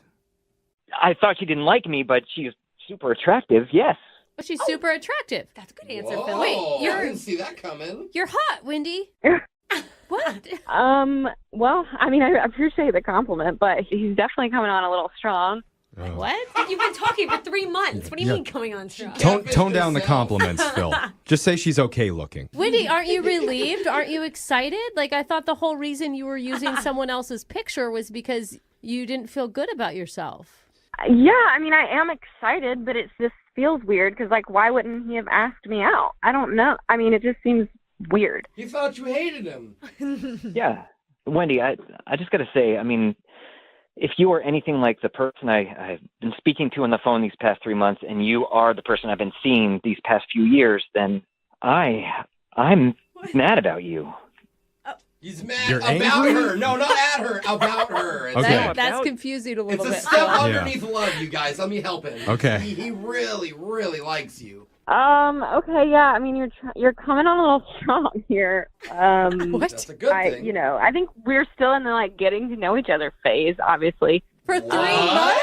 Well, this How is. slow can you go? Remember, this isn't Wendy that lives 4 hours away. This is work Wendy that he's getting to know now. I don't remember. They're the same person to me now, Jeffrey. Like, this doesn't make any sense. Wendy, this guy is forgiving you for catfishing him for 3 months. A guy who you said you were totally enamored with, and now you're not sure?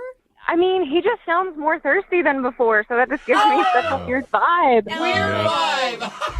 Wendy likes to play games. Always You like are what you nuts. can't have. She's nuts. Yeah. At first you're saying you're into me, and then once I express some interest in you, actually knowing who you are, what you look like, and then you react like you're not interested at all. Like, it makes me wonder, were those conversations we had at all sincere?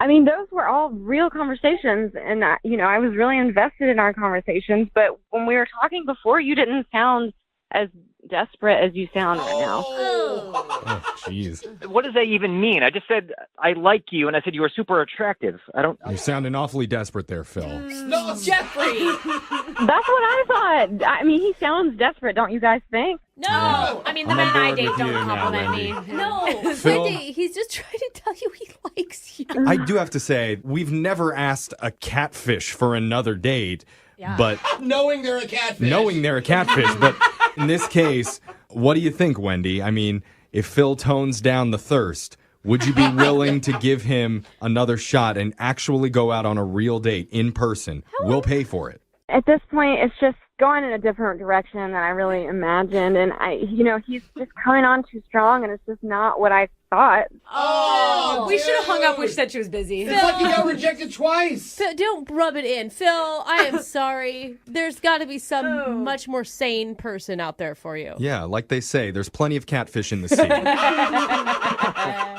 Yeah, I hope so. No, you don't. Phil, you don't want more catfish. No.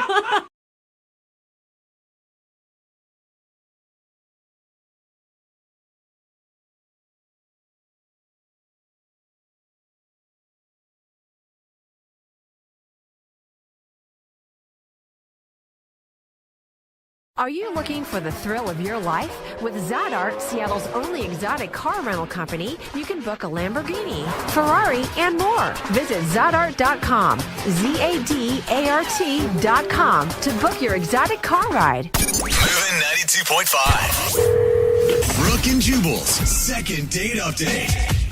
Going out on a date when you're set up by friends is the worst.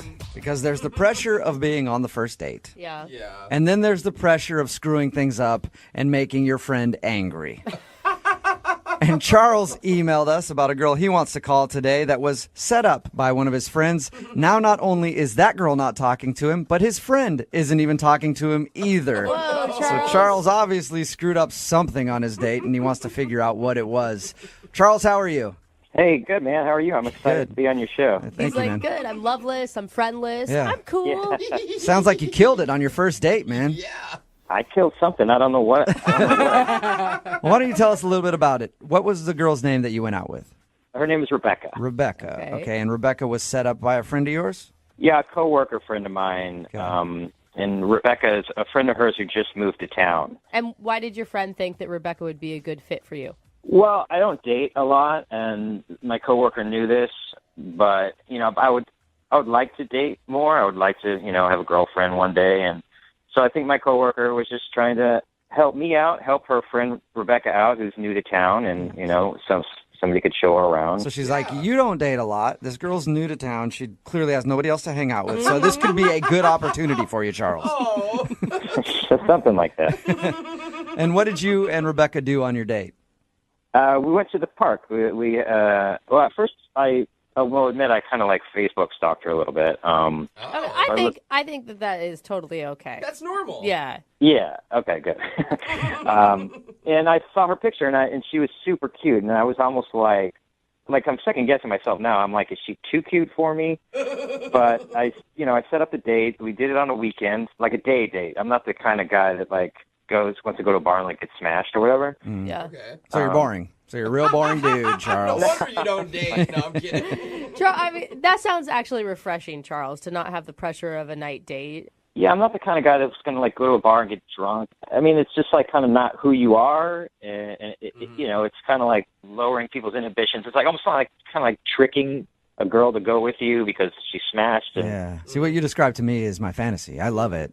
That's a great date to me, but apparently not for you. No, not for me personally. I understand why, though. I mean, plus it's also not as safe at nighttime. It's dark and. Where are you hanging out? In back alleys at night? No, I don't know.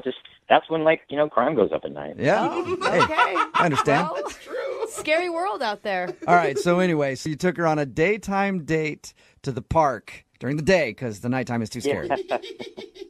So we went on a drive. We went to the park. I'm kind of a nature-loving guy. Cool. I was hoping she would be too. So, we went. I brought a blanket. We went for a walk. I brought a frisbee. It was fun. Well, define nature. Define nature loving. Like you enjoy nature, or you actually love Make love. nature. I try to refrain from loving it that much. Okay. Well, if that happened on your first date, I could see why you're not getting a call back, and why your coworker would stop talking to you. No. Okay. I did not do that on the date. Okay. Okay. So how was it? How was the conversation? Was it easy? Yeah, I thought it was great. We were laughing. We were talking. I mean, whatever you would want a date to go well. Yeah. This was it, I thought. Is there anything in your mind that could have gone wrong? I mean, again, like I said, I'm second guessing myself. So, after the date, I drove her home. I want to be a gentleman, so I'm like, I'm not going to go for a kiss or anything. But I was like, we got to her place, and I was like, hold on, don't get out of the car. And I like ran around and opened the door for her. Nice move, bro. Yeah, that's nice. Yeah, I thought so, but I don't know if maybe people don't do that anymore, or she thought it was weird. I don't know. Maybe that was nothing. We've done second date updates before where a girl has been like, he's obviously a chauvinist because he feels like he has to open my door. Yeah. Remember that one? I can do my own. Yeah, but that was one person. I mean, the majority of people don't feel that way. How did you tell her to stay in the car? Maybe that weirded her out. Maybe you pulled up and you were like, stay in the car. I didn't use that exact voice. Okay, but here's the thing, Charles. You have two women who are not speaking to you right now because of something you did, and you literally can't think of anything other than I opened her car door. It sounds like a great date. No, I said, hey, could I call you again? She was like, sure. Wow. And I've called a couple times. It's been like 10 days. The only thing I got back was a text that said I'm busy, and that's it. And that's it. And then the coworker stopped talking to me. Weird. Do you work directly with this coworker, so you have to see him all the time, or is it just somebody casually in your office? It's a she, and I see her all the time. Like, I'll literally go in the break room, and she'll leave. Whoa. Man. That is... You must have done something pretty bad. Yeah. Man, not in my memory. Weird. Now, you said you've been out of the dating world for a while. It's not because you're, like, married, and they found that out, right? No, I don't really like Tinder or anything like that.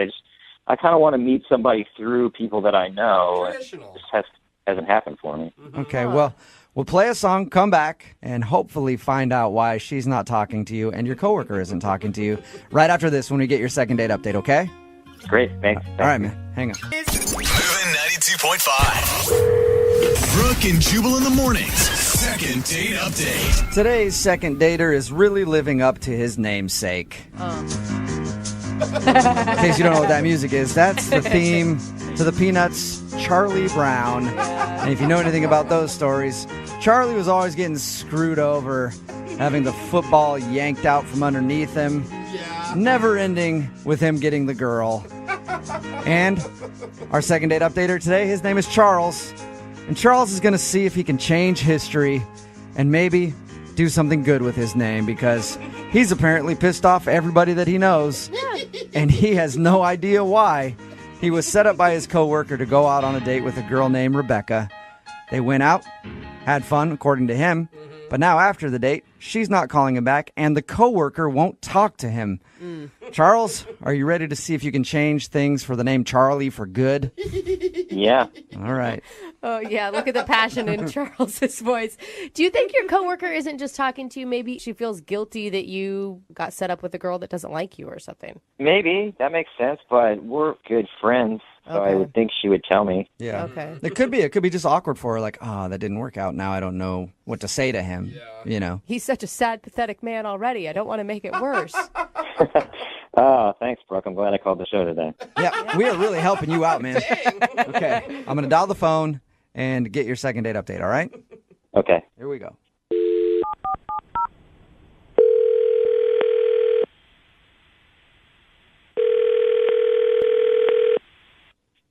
Hello?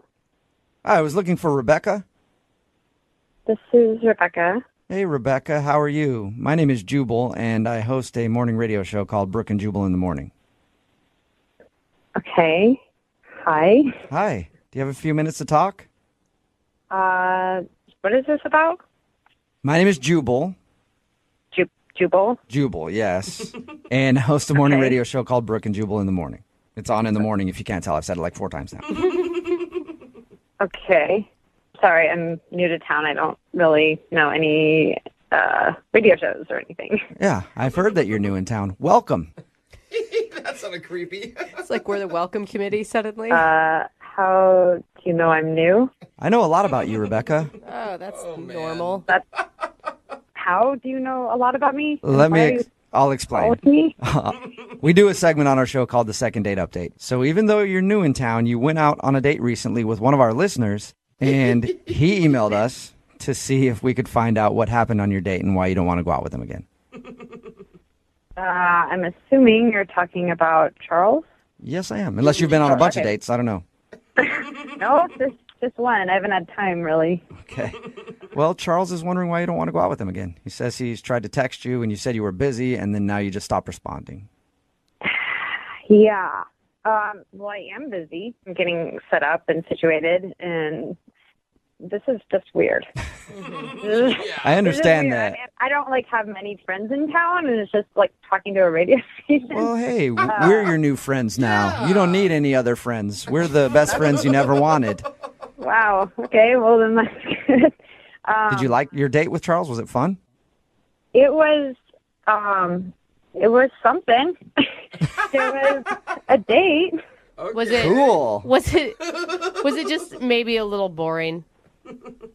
I mean, it wasn't the most exciting date I've ever been on. I mean, Would you mind telling us about the date in your own words? Because we actually talked to Charles about your date.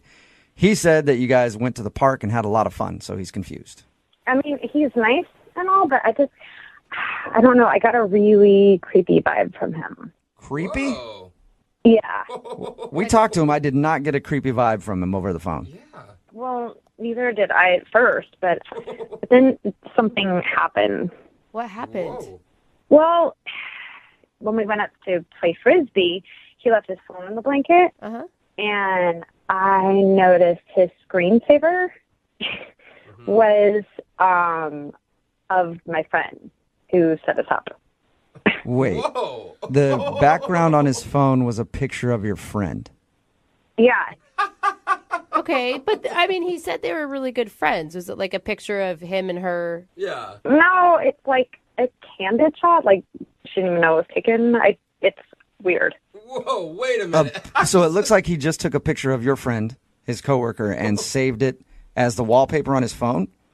Yeah. Yeah. Did you ask him about it? I did. I mentioned it. I was like, oh, this cousin. He's like, yeah. And then he started talking about her and how close they are, but I know from her that they're not that close. So that was that was creepers number one. Yeah. And is there number two? Because that's creepy enough for me. I don't know. I feel like we're jumping to conclusions. Well, he started gushing about her and just saying how amazing she was and talking about, had it been a different time, who knows what would have happened between them. It felt awkward. So on your first date with him, he's talking about how much he loves your friend, basically? Yeah. Whoa. And when you talked to your friend, she had no idea that Charles has a crush on her. No, she had no idea. She said that they talk, but it's never anything deep. Whoa. So, and then I told her that he had the picture on his phone, and she was like, what? That explains a lot, Rebecca, because not only have you not been talking to Charles, neither has his coworker. Yeah. Well, yeah. I mean, she's creeped out now, and she's the first day back at the office, she tried to avoid him. Yeah, he told us that. I feel bad for him. You feel bad for him? It sounds like he took a candid picture of some girl and put it as a screensaver on his phone. That's creepy behavior. He doesn't have very good social etiquette, but he obviously has a crush on someone that's not you. So if somebody has a crush on somebody, they can take a picture of them? All right, well, how about this, Rebecca? I do have to let you know that Charles is actually on the other line listening and wants to talk to you. Are you serious? Yes, I am. Charles, you there? God. Yeah. I need to explain myself. Yeah, I think you do, Charles. Catherine and I are just friends, and I told you that on the date. Yeah, well, I don't have a screensaver of my coworker on my phone. It's not unusual to have pictures of your friends on your phone. Yeah, but as a screensaver, that's kind of strange. It's not that way. I mean, I see her all the time, as we walk to the office, so it's like a shot of what I see. So you took wait, hold up. Sorry, Charles, you took a photo of what you see on a daily basis when you walk by your coworker? Yeah, I took a photo of my friend as I see her in the office. Does she know that you took that picture? I mean, that's not important. It's just a picture of a friend. I think that is kind of important, Charles. Yeah, that's important. She doesn't know, obviously, and I told her what the picture was, and she doesn't even remember you taking it. It was just her with a cup of coffee with her hair falling into her mouth. I mean, it's weird. I can't see her having a problem with it. She's not talking to you. I mean, it's obviously kind of creepy. I mean, I don't think he's meaning to be creepy. I just think, Charles, you obviously have a crush on your coworker. No, I don't. We're just friends.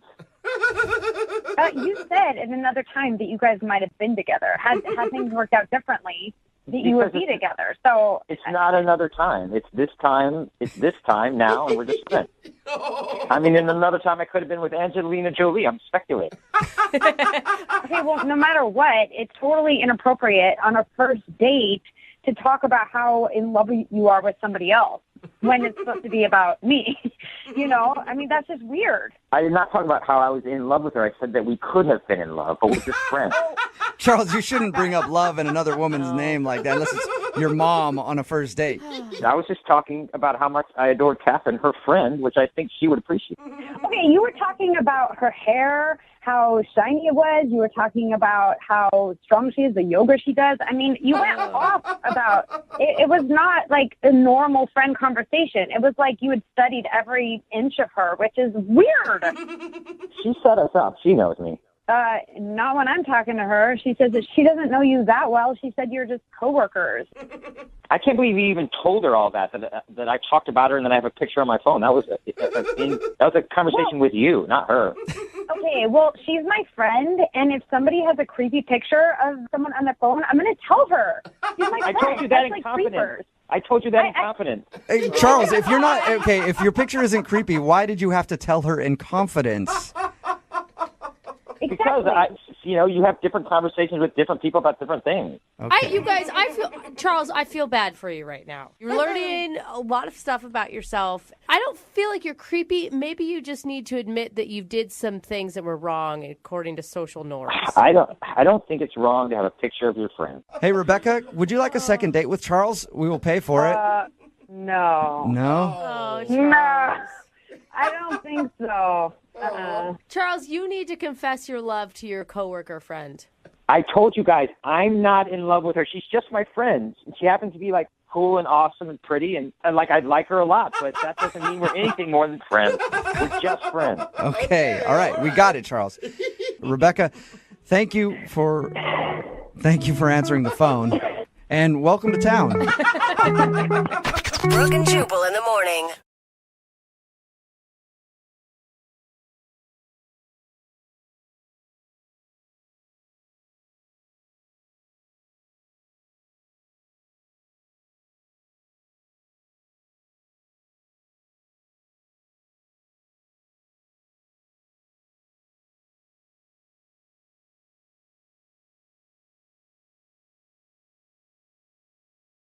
It is time for your brand new second date update. It's Brooke and Jubal in the morning. Still have to get a winner for $1,000 Thanksgiving, though. We do at the top of every hour, 6, 7, 8, and 9. If you're caller 25, you will win $1,000. I know we do at the top of every hour, and now it's 7:30, so a little bit past that point, and we've had somebody on hold wondering if they're caller 25 for quite a while now. I'm going to pick her up and see if she's still there. Lassie Pa, are you still on hold? Yes, I am still on hold. Oh, you poor thing, dude. How's it going? What have you been doing while you've been hanging out on hold? It's to win $1,000. So you want to win the $1,000 for $1,000 Thanksgiving really bad, huh? Yeah, very bad. I keep calling every day. Yeah, so bad that she sits on hold for a half an hour. Let me ask you a question, Lassie Pa. Do you listen to the show a lot, or are you just calling to win $1,000? You heard about it from somebody? I listen to show every day. Thank you. Okay, I don't know if I believe you. What do you like most about the show? I like phone tap and a second day update. Yeah, see? Okay, what else do you like, though? I like you, too. You're so funny. She's all right, smart. cool. She's hey, smart. If you're going to say things like that, Lassie Pa, I might as well tell you that you're caller 25. Congratulations. You won $1,000. Lassie Pa, are you there? Yes, I'm here. Congratulations. Thank you. You're welcome. Are you looking forward to the second date update now? Oh, no. You're not? For my money, yes. She wants her money. I don't. Yeah, we'll give you the money. Just give her the damn money. But it's time for the second date update too. Okay. Okay, cool. Hang on. Your next chance to win $1,000 is at 8 o'clock. We do it at the top of every hour, 6, 7, 8, and 9. If you're caller 25, you will win $1,000. Now it's time for your second date update. Moving 92.5. Brooke and Jubal's second date update. The guy on the phone for a second date update today doesn't even necessarily need a second date out of this whole thing. He just needs to talk to the girl. Uh-oh. Because Johnny, which is the name of the guy on the phone for a second date update today, ruined everything. Not just with the girl he wants to call today, but like his entire friend group. Wow. Johnny, how are you? Well, I'm okay. I'm just hoping I didn't actually ruin everything. Oh, you ruined everything. Trust me. I read your email. You ruined everything. Oh, I see. Those were your words, not his, Jubal. Yes, those were my words. Johnny, I read your email. Thank you very much for agreeing to do the second date update today. Why don't you tell everybody what your issue is? Okay, so me and Marissa, that's who I'm calling about, we've been friends for like 5 years. Like kind of the same friend group. And, it's like we're really friends. Like we've never really like had a crush on each other or anything like that. We'd like playful flirt, right? Like when other friends are around, but it's never like, there was nothing to it. There's never any like, okay, we're friends. Okay, I think yeah, we got that. You're friends, Johnny. Or we were, at least. You'll see. So, the funny thing is, like during all this time, one of us was usually like in a relationship at the time with somebody else. That was all part of it. And so a little while back, we were just hanging out with other friends, and we're both single at this time. And I guess over the course of the night, there was like some kind of a romance in the air, like some kind of tension going on. I don't know how many times this has happened to me, Johnny, where I've gotten drunk around some of my single friends and then we end up hooking up and it just ruins everything. I don't have any single girlfriends, by the way. It's always dudes, but it always works out fine for me after everything. I'm guessing that's not what happened, though. That is not what happened, I mean, it was honestly one of my buddies who it's kind of his fault. Like, he's the one who's like, hey, there's something weird going on with the two of you. And I was like, no, like I didn't really think so, but I guess, okay, there was a little something going on. So, we're just drinking, whatever. Next thing you know, it's 1:30 in the morning, and we are making out on the dance floor. Nice. I mean, like, it's, for real. Like, there's we're just going at it. Were you excited about that in the moment? Yeah. How much had you guys had to drink at this point? Were you guys pretty drunk? Well, I don't know how much she drank, but I was feeling pretty good. Okay. Nice. I like that's the way to comfort yourself. Like, oh, no, she was probably sober. Wanted to make out with me. So, one thing leads to another, and we go back to her place in a cab. It's a radio show. I don't want to get into too much, but things happened. Yeah. Had you ever imagined this happening with her before? Not really, but the reality of what actually happened is it's much better than anything I could have imagined anyway. So nice. I was really surprised at just how well it went. Like, it was good. Sounds like it went great. She won't even talk to you now. Yeah, so man. That's how I always know it's a successful night. But that's why I need your help, because it was a good night, but the next morning was really awkward after. Oh, no. Yeah. I've had my share of awkward mornings, but I was just like, hey, do you want to go to brunch? She was like, no. I was like, you want to talk about it? She was like, no. And it got worse and worse. And finally, she's like, could you please leave? Oh, my God. And so I did. Guessing there's no goodbye kiss then, right? No. More of a goodbye kick would have been more in the mood of things. So what's happened since then? How many times have you tried to get a hold of her? Like, in the last week and a half, I've tried, I think, like 4 times. Ooh. Yeah, it's clearly bad. And I'm talking to my friends. Like, no one's telling me anything. Has she responded to you at all? Not at all, no. Okay, so not even like your the friend. little text bubbles that pop up when someone's sending a text. Like, I don't even get those. You just stand there looking at it, waiting to see if she's typing on iMessage? Like, I've told you a lot already, so I'll just keep being honest. Yeah, I'm just like, what's going on?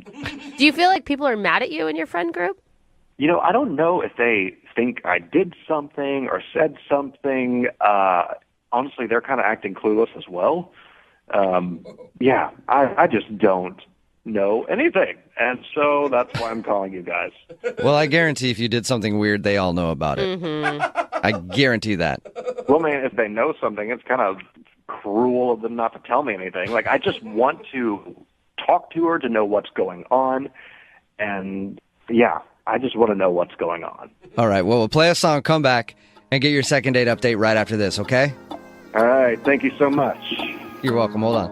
Moving 92.5. Brooke and Jubal in the mornings. Second date update. Johnny is on the phone with us to do a second date update today, and Johnny is a very bad friend. I mean, very bad. He's a naughty friend. He's a friend that needs a little spanky, doesn't he, Johnny? Well, I may have already gotten one, but I definitely agree with you about being bad. The reason that I say that is because the problem that Johnny's having is he was hanging out with a group of friends, and he ended up making out with one of his girlfriends. They even went back to her place and hooked up after a drunken night of partying. And then he woke up the next morning and was like, hey, want to go get brunch? She's like, nope, I don't. And he's like, is everything okay? And she was like, yeah, everything's fine. Also, leave my place, get out, and I never want to talk to you again. He hasn't talked to his friend since this happened, so he wants to do a second date update to try to get her on the phone and find out what went wrong and hopefully maybe salvage their friendship. Her name is Marissa. Are you about ready to give her a call, Johnny? As ready as I'll ever be. I mean, I've heard about these things before. Sometimes friendships don't come back from this kind of stuff, and I just really want to talk to her. So, yeah. You also said that your friends aren't really talking to you about this whole thing, too. Maybe all of your other friends have stopped talking to you because they're scared you're going to sleep with them as well. That's a fear. Thought about that, Johnny? You know, that thought hasn't crossed my mind. No. All right, Johnny. I'm going to dial the phone number right now, get her on the phone, and find out why she's not talking to you anymore, okay? All right, thanks. All right, here we go.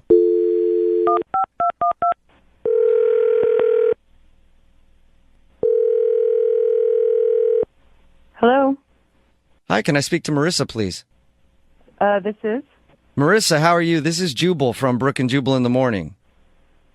I'm sorry, this is who? Jubal from Brooke and Jubal in the morning, the radio show. A radio show, okay. Mm-hmm. How are you doing today? I'm okay.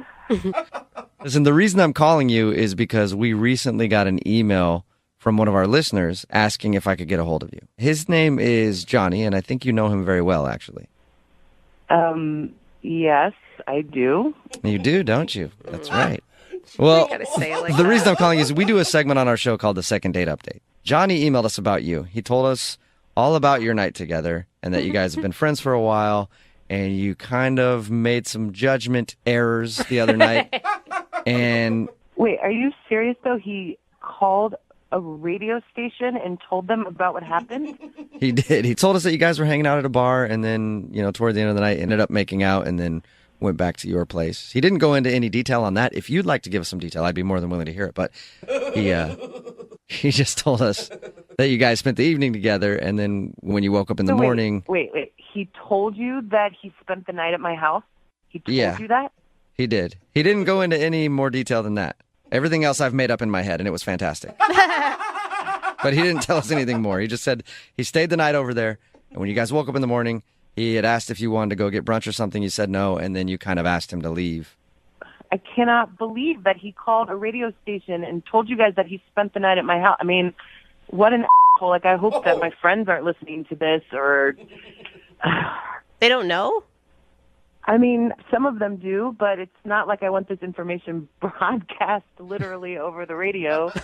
He didn't give us any information about what happened at your place, okay, if that's what you're worried about. But he is wondering why you won't talk to him now. I mean, is it just too weird? It is weird, but, I mean, I don't know. It's kind of embarrassing, If it's embarrassing for him, then why not tell us since he's the one that wants to hear it anyway? Okay, I guess.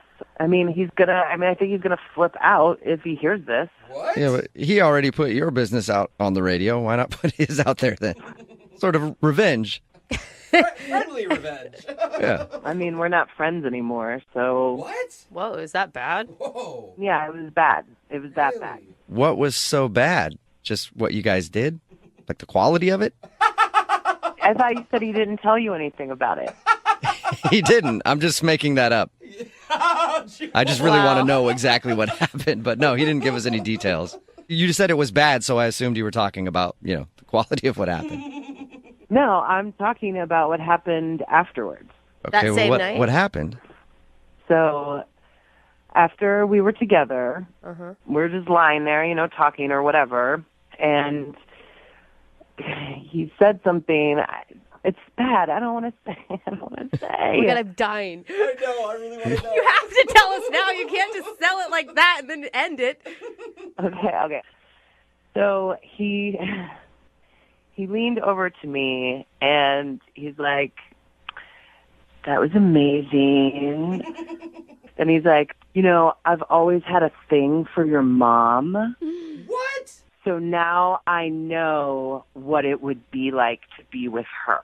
Oh my God. He was Are joking. you serious? I am totally serious. What did you do when he said that? I was so shocked. I mean, I think I went to the bathroom maybe. I don't remember. And then How did you not kick him out? I mean, listen, I have a hot mom, and I know what it's like to have guys talk about your hot mom. I cannot imagine what that would be like in that moment. I mean, I would have kicked him out, but I came back from the bathroom and he was already passed out, and so I had to wait until the morning. I mean, it was terrible. Oh my God. You had no idea he was fantasizing about your mom this whole time. I know, it's so weird. It's totally disgusting. I mean, I would have been freaked out anyway, even if we were just still friends and he had told me that. But to tell me that after, Yeah. All right. I guess I understand why you don't want to talk to him again then. Exactly. I mean, I don't want to talk to him. Like, I'm totally freaked out. Yeah. Well, it's a little unfortunate that you don't want to talk to him again because he's actually on the other line listening and wants to talk to you. What? Yeah. Hey, Johnny, your mother lover, how you doing? I don't know what to say. Oh, my God. Oh, icky. Do you remember saying that, Johnny? I do not remember saying that. How can you not remember saying that? I guess there's a lot I don't remember from that night. And that is one thing. You remembered enough to call a radio station and tell them all about it. That was like whiskey number 5 talking right there. That was not me. I cannot believe I said that. Dude. Do you have a thing for her mom for real? No. Sorry, the hesitation. It was like. I mean, okay, well, yeah, hot mom, but I never would have done anything about it. Like, I never really thought about it like that. It doesn't sound like it. It sounds like you thought about it a lot. Yeah, dude. I don't know why I said that. I mean, it was like you thanked me because you got to, finally know what she was like as my mom. That sounds so bad. I mean, it doesn't even. I mean, that doesn't even make sense because your mom is completely different from you. Like, she might be into totally different things than you are. Like, how would I know that? Like, how would I even, Stop. Stop talking. Stop. There's nothing you can say. Yeah, I don't think you can help your case at all right now, Johnny. I don't know what to say. I'm sorry. Can I start there? It's a start. I know what to say, Johnny. Hey, Marissa, would you like to go out on a second date with Johnny? We will pay for it. No. I don't want to go on a second date, Marissa. Clearly, that's not a good idea.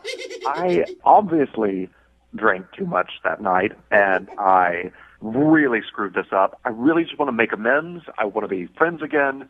Can we just meet up? I mean, I'm not bringing my mom.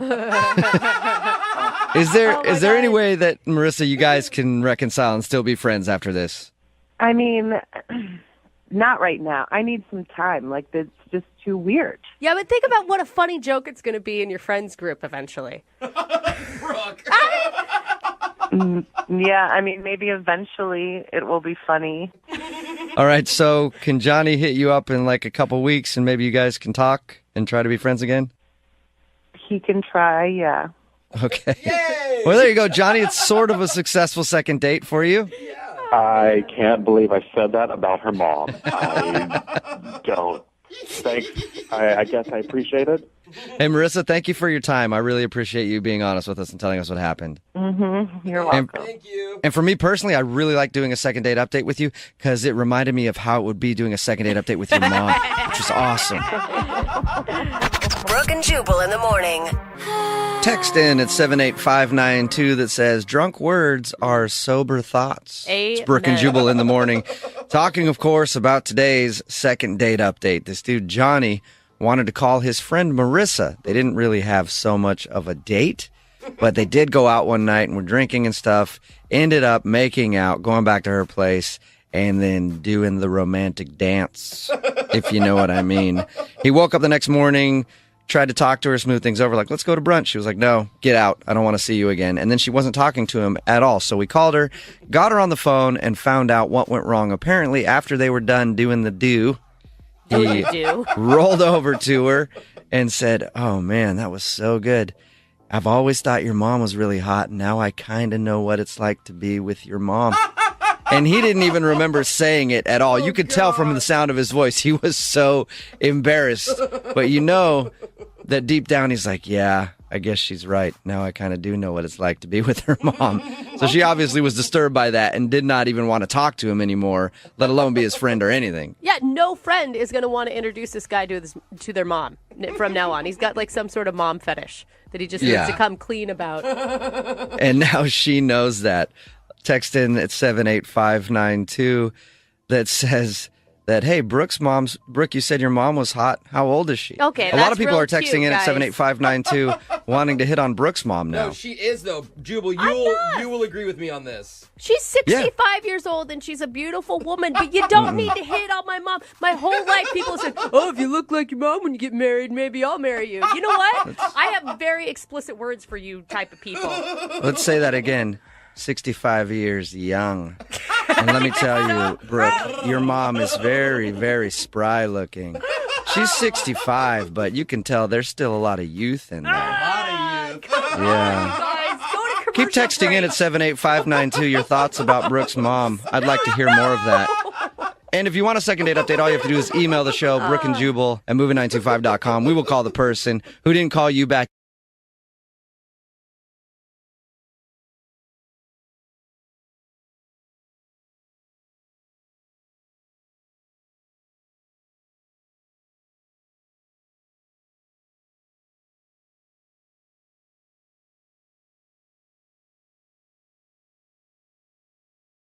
The only people that I've ever met on Xbox Live are 13-year-olds who talk to me after they completely own me at whatever game I'm playing. And get off Xbox, old man. You suck. That's why I don't even talk. That hurts a little bit, doesn't it? The guy on the phone today for a second date, his name is Oscar. He actually met the girl that he wants to call playing Xbox Live. What? Yeah. That's awesome. Hey, what's up, Oscar? How are you? I'm good. How are you guys doing? Good. So how do you meet somebody on Xbox Live that's not like just like a little punk who tells you suck at playing Call of Duty? I was impressed. It was I was actually playing Medal of Honor. Okay. Nice. Which is kind of close to Call of Duty, and you don't get a lot of ladies on there. Yeah. I don't even know really what you guys are talking about right now, to be honest. Yeah, I mean, it's you get to play pretty much in tandem. You get to play with other people online. Okay. And but you don't really get to see them much aside from the profile they create. How did you know it was a female? Like, was it just the username popped up? You're like, ooh, that's a cute username. I heard her voice in my headset, and she sounded really cute. And I don't know, Maya sounds like a cute girl's name. Oh, so you can actually talk to people. I'm sorry, I'm kind of an idiot with this stuff. I'm not even kidding. No, everyone has on headsets. You can talk to the team. It's not just like instant messaging. No, you can actually talk. No. And I refer to myself as a geek, not a nerd. Okay. There's a big difference, apparently. Yeah, geeks can talk to girls. We just like geeky things. Okay. So what kind of geeky things are you into? Oh, I'm into all sorts of geek. I like, obviously video games. Yeah. I like that. And also, I like role-playing games, all sorts of stuff. Okay, before we get any further, please tell me you guys actually went on a date and you just talking online on Xbox wasn't what you considered a date. Oh, like I said, I got some skills. I can talk to girls. Nice. But yeah, we totally went on a date. Where'd you guys go when you went out? We went out to dinner. Not too fancy, but nice enough. Okay. You know what I mean? I didn't want to didn't want to be intimidating and break out, the giant steakhouse or anything like that. Yeah. And I didn't know if she was vegetarian. So. What was that like meeting her in person for the first time? It was great. I mean, she was super cute. Had kind of like a pixie-ish haircut, which I liked. Off the bat, kind of like short hair. Okay. Were you really nervous? Not really nervous. I mean, I've been on dates before, but she was pretty cute. So I wouldn't say I was nervous, but I was pretty stoked and also a little. I didn't want to mess it up. How did the date go then? Did you guys have a good time? And yeah, it went great. Like the chemistry was there. She mentioned she plays D&D, which was an instant turn on. Dungeons and Dragons, yeah. Dungeons and Dragons. All right, Yeah. so she's into all the same stuff you are then. Yeah, I mean, she mentioned that she's a 12th level elf. What? No way. Oh, man. Marry that girl. Put a ring on it. I don't know if you guys play or not, but to get to 12th level, you need to be invested in the game. You're not just a casual user, of the game. I feel like you do, man. Every time I meet like a second level, I'm like, get out of here, chump. I'll waste my time with you.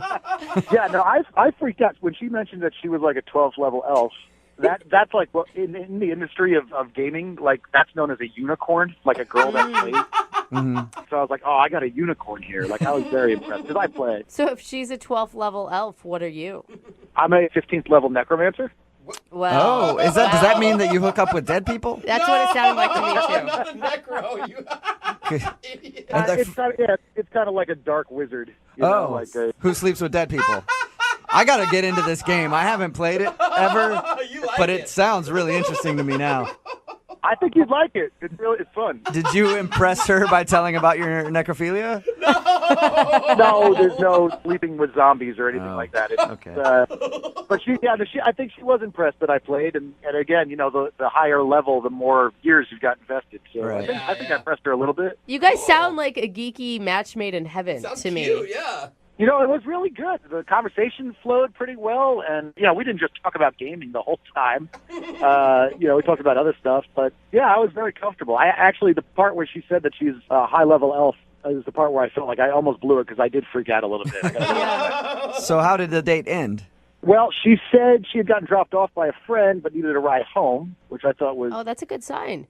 Yeah, and so, of course, I said yes.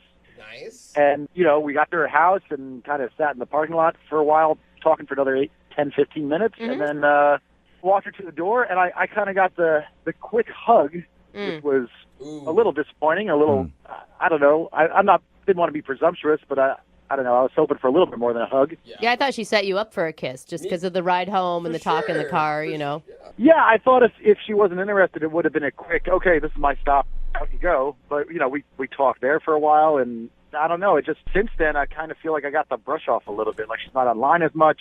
I mean, she didn't straight disappear. Right. Do you guys talk at all then? Have you texted with her, phone calls, anything? I've texted with her, but I also don't want to feel like a psycho stalker guy. But she's texted me back, but it's been a little cool, I don't know. Do you think she's dating a lot? I mean, a 12th level cute elf, I would assume would have a lot of options out there. It's possible, but I don't know. I feel like I went from having this, charm spell on her to suddenly I've got this ring of invisibility. It's just not... Oh, man, now you're talking my language. Have you straight totally hear you. Have you straight up asked her out again, or you just think she's being kind of cold and distant? Yeah, I mean, I've asked her out again, but she always seems to be busy with something. Okay. And I don't know. Maybe she is. She did mention that she's fairly busy. It just feels like a brush off. I don't know. All right, cool. Well, we'll play a song, come back, call her, and get your second date, okay? Awesome. I appreciate it. All right, man. Hang on. Alas, welcome back to today's second date, where we're attempting to vanquish the troll of loneliness who has reared his head yet again. On the line, we have Oscar, who is a 15th level necromancer, which I think means he's on an FBI watch list somewhere. And he's going to attempt to contact a fair maiden named Maya, who's a 12th level elf. They met while playing Xbox Live and shared their love of Dungeons and Dragons on their first date, but now she's giving him ye old brush off. And we need to call her and find out why she's not calling him back. You about ready to go, Oscar? Yeah, man. I appreciate it. Thanks. I never asked you in the first part of the second date, why do you think she's not calling you back? You think it's because you got too excited that she plays Dungeons and Dragons like you?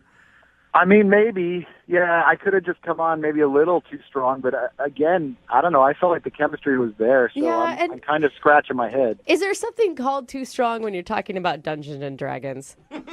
Oh, yeah, there is. Oh, there is. Oh, okay. Well, Oscar, it has come time for your reckoning. We will get her on the phone and find out if the fair maiden Maya will be seeing your bow staff once and for all. If everything works out right. You know, that's pretty inspiring music. I might actually play today. Get a game in. All right, I'm going to dial her phone number right now and get her on the phone. Here we go. All right.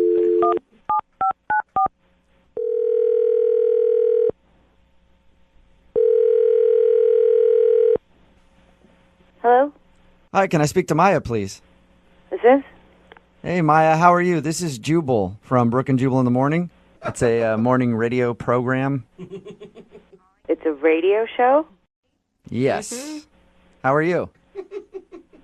I'm good. What can I do for you, radio show? Well, I'm calling you because a listener of ours recently emailed us about you, and he wanted us to get a hold of you because he thinks that you're brushing him off after you guys went on a date. Oh, my God. I think I know what this is about. Do you? Really? I mean, I hope not, but... Who would that be? What's his name? Oscar? Bingo! Oh. Oscar emailed us about you, and he said that he really enjoyed going on your date, and he's been trying to get you to go out with him ever since, but you're always like, I'm busy, or whatever. Well, yeah. Okay, do you not want to go out with him again? Correct, yeah. I mean, I don't know. I can't believe he thought it would be wise to contact the radio station about this, but... Well, he said that he just likes you a lot. It's a thing we do on our show all the time called Second Date.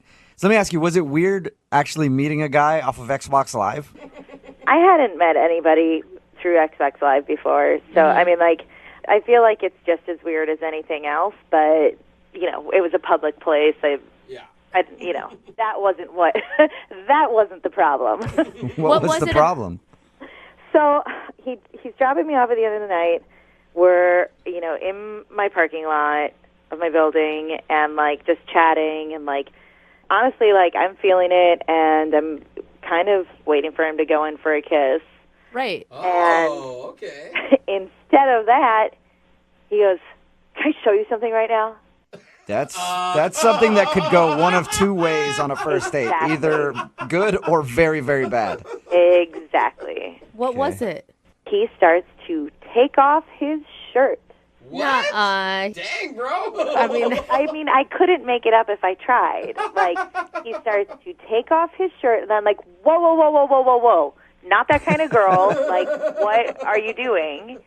And he's like, no, it's cool. Like, just trust, like, I'm not being creepy. Like, just trust me. And shows me on his arm this huge Iron Throne tattoo from Game of Thrones. Wow. Oh, Okay, so like that iconic Game of Thrones chair like thing. The Iron Throne. Okay. Okay. Cool. Like, whatever. Why couldn't he just roll up his sleeve to show you an arm tattoo? Why did he have to get half naked? Well, just you wait. Because that was just the tip of the iceberg. Then he shows me on his pec Gollum from Lord of the Rings face. My precious. Okay. Okay, so you turned like off by the ugliest character of all time. Yeah. Do you not think that's weird? Like a Gollum tattoo on someone's chest? I don't know. For most people, I would think it was weird, but we talked to him, and the way he was talking about being into Dungeons and Dragons and stuff, I could see him having a tattoo like that. Have you seen Gollum? Yeah, I have. One of the ugliest faces. Okay. You're just saying maybe you couldn't want to make, eye contact with... Think about missionary with that. That's exactly where I was going. Mm-hmm. I mean, come on. And then that's not even it. We're not even done there. Oh, no. Then he goes, oh, but wait, you haven't even seen the, what did he say? Pièce de résistance. Oh, what is that one? That is his entire back, which is the entire cast of Harry Potter. Shut up. Harry Potter back guy? Yes, you may be familiar with the children's novel series, Harry Potter. I'm a little familiar. Yeah, I've heard a thing or two about it. Yeah, it was all over my date's back. So yeah, I haven't called him back. I've been polite to him. I haven't completely blown him off, but like, I can't see getting frisky with Harry and the crew. But you gotta understand, I mean, from his point of view, you're a girl who's like a 12th level elf. Like, he probably thought that you would be into all of those. I'm also a woman with Okay. All right, so you just couldn't get down with all of the tattoos that he had, the Harry Potter tattoo, the Game of Thrones tattoo, and the Lord of the Rings tattoo. And busting them out on the first date in the car. Hey, Maya, thank you for being honest. I appreciate it. Now I feel like I have to be honest with you about something. Okay. Oscar is actually on the line listening and wants to talk to you. No! Are you kidding me? Sorry. No, I'm not. Oh my god! I had no idea that was going to freak you out. Oh my! I'm sorry. I didn't mean to make fun of you on the radio. Well, in hindsight, I could see how taking my shirt off in the car could have been weird. In hindsight. Well, and it's not only that. I mean, it's like all the tattoos, like Gollum on your pec. Like, that's a lot. That's a lot. Well, I mean, they're not all... on a first date. I do have a lot of tattoos that I felt like, I don't know, we were having such a good rapport, I thought the Game of Thrones thing might impress you a little bit. I don't know. But I don't have just nerdy ones. I've got like a sword tattoo, too. That's pretty badass. I like how that's a badass one. It is. Are you feeling insulted, Oscar? I know, like, it seemed like you were No, really... I don't know. The implication that the Harry Potter thing was creepy is a little weird to me because we discussed the books, so I thought you'd be a little more... I mean, like, reading the books and enjoying the books is different than, like, permanently putting the characters of the books on your body. Yeah. I mean, I thought you'd think that my dedication to all the stuff that we liked would be a turn-on, you know? And it would show you that I'm not just some geeky guy, that I'm man enough to get, you know, tattoos and not just some ogre. I mean, in hindsight, like, busting out the tattoos is probably more of a second or third date move. But... No, I don't ever want to see those tattoos again. Oh, Maya. But Maya, you said that you really liked him at one point. I mean, it's only the tattoos that turn you off? It was a weird thing, you guys. You weren't there. Like, the date was cool, and I liked him, but, like, long-term down the road, there's no way I could date a guy with these kind of tattoos for the rest of my life. Why do I get the feeling I'm going to spend my evening researching erase regrettable ruined spells? You know, I don't really meet people like you, especially on Xbox Live, and so... I mean, if I got rid of the Gollum one, would that be, you know? Are you actually thinking of... Would that make a difference to you, or you know? I mean, I really, like, we only went out one time, and I don't think you should change who you are for that. Okay.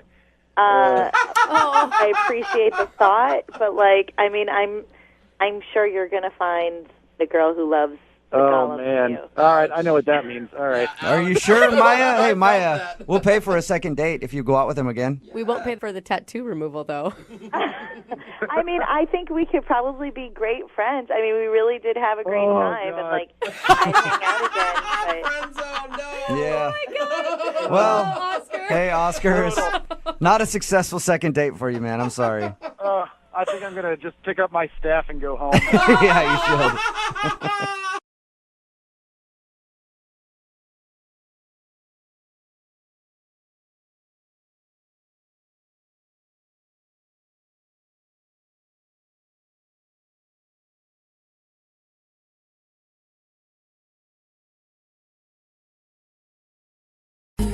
Moving 92.5. Brooke and Jubal's second date update. A guy named Cody is on the phone for a second date update today, and he said his date was a disaster. But in his email, he said the girl that he met actually showed up looking better than her profile picture. So I don't know how anything could be a disaster after that. Cody, how you doing? I'm doing all right. How are you guys doing? Okay, so your date was a disaster? It was. Was it your fault, Cody? It was my fault, yeah. Yeah. Okay. You know that, though. That's good. Find out more about that in just a second. But first, tell us about the girl you want to call. What's her name? Her name's Natalie. Natalie. And you said she actually showed up looking better than her profile picture? That's rare. Yeah, I mean, we met on Tinder, and I got to the bar early because I wanted to be there to kind of scope out a good place to wait and just to be ready. And, she walked through the door and, yeah, she looked even better than she looked on Tinder. And Awesome. Did you act shocked when you talked to her? Like, oh, my God. Yeah. Hopefully not. I was like, oh, man, you looked only okay, but no. Yeah. That could have been a disaster. Like, you are horribly photogenic. Like, in person, way more beautiful. You take terrible pictures. Not at all. What was your actual interaction like? So she came in, she saw me, she came right over, gave me like a big hug. Good. And I have to admit, I was like immediately really nervous. Like, okay, is this too good to be true? Everything's got to go well. And, so we're like looking over the menu to order a drink. And she was like, hey, would you mind doing Jell-O shots? Whoa. Dude, I like this girl. Yeah. Right? So I'm like, who's going to turn down Jell-O shots? This is really going great. And so we're like doing Jell-O shots, and she's talking about like family vacations to her family's lake house. And awesome. Like she's, like really opening up right off the bat. Like she's talking about taking you to her family vacation spot, or just in general? She's talking about it in general, but I felt like she was maybe going there. But okay. Plus, you might have been drunk or something at that point. I mean, it doesn't sound like a disaster at all, unless those Jell-O shots led to more Jell-O shots, which led to other kinds of shots, and then it became a disaster. It was not a disaster at that point, but hang with me. We're getting to the disaster part. Okay. So honestly, I'm feeling like everything's going great, right? She looks great. She's opening up about her family. Maybe she's going to invite me to, this lake house. We're getting kind of drunk. And I start to notice this smell. At the bar? Uh-huh. Oh. And I'm like trying to sniff around a little bit without being too obvious. And after a few minutes, I'm like, oh, crap. It's me. Not, oh, crap. I didn't crap myself. Didn't mean to say, oh, crap. I was going to say, that would definitely be a bad thing to do on a date. So you smelled? Yeah, I smelled. I don't get it. Like you farted or what? Like deodorant? No, BO. I mean, I plan on going home after work to shower, but work went a little too late. Oh. It was like one of those in-betweens where like I didn't have enough time to go home to shower, but I had more than enough time to get to the bar, so I took a walk there. Oh. Okay, so you're nice and ripe. Ripe, yeah. And then, got really nervous right off the bat, which I'm sure kicked into all of that. It just was, it was a hot mess. Mm-hmm. So what'd you do? Just keep your arms to your side the whole time? No, I excused myself to go to the bathroom and tried to like wash my pits, wash a little down there because the Jell-O shots had me feeling optimistic. Down there too. So you took a little hooker shower in the bathroom. Yeah, sure. That sounds about right. And I used the hand soap, and I came back. And almost immediately, it started to sting down there. Wait, you put hand soap down there? Like, and just tried to splash water? I just wanted to make sure if we got to that business, it was smelling all right down there. Yeah. I just wish I could have walked in on you in the bathroom. That would have been nice and awkward. It wasn't good.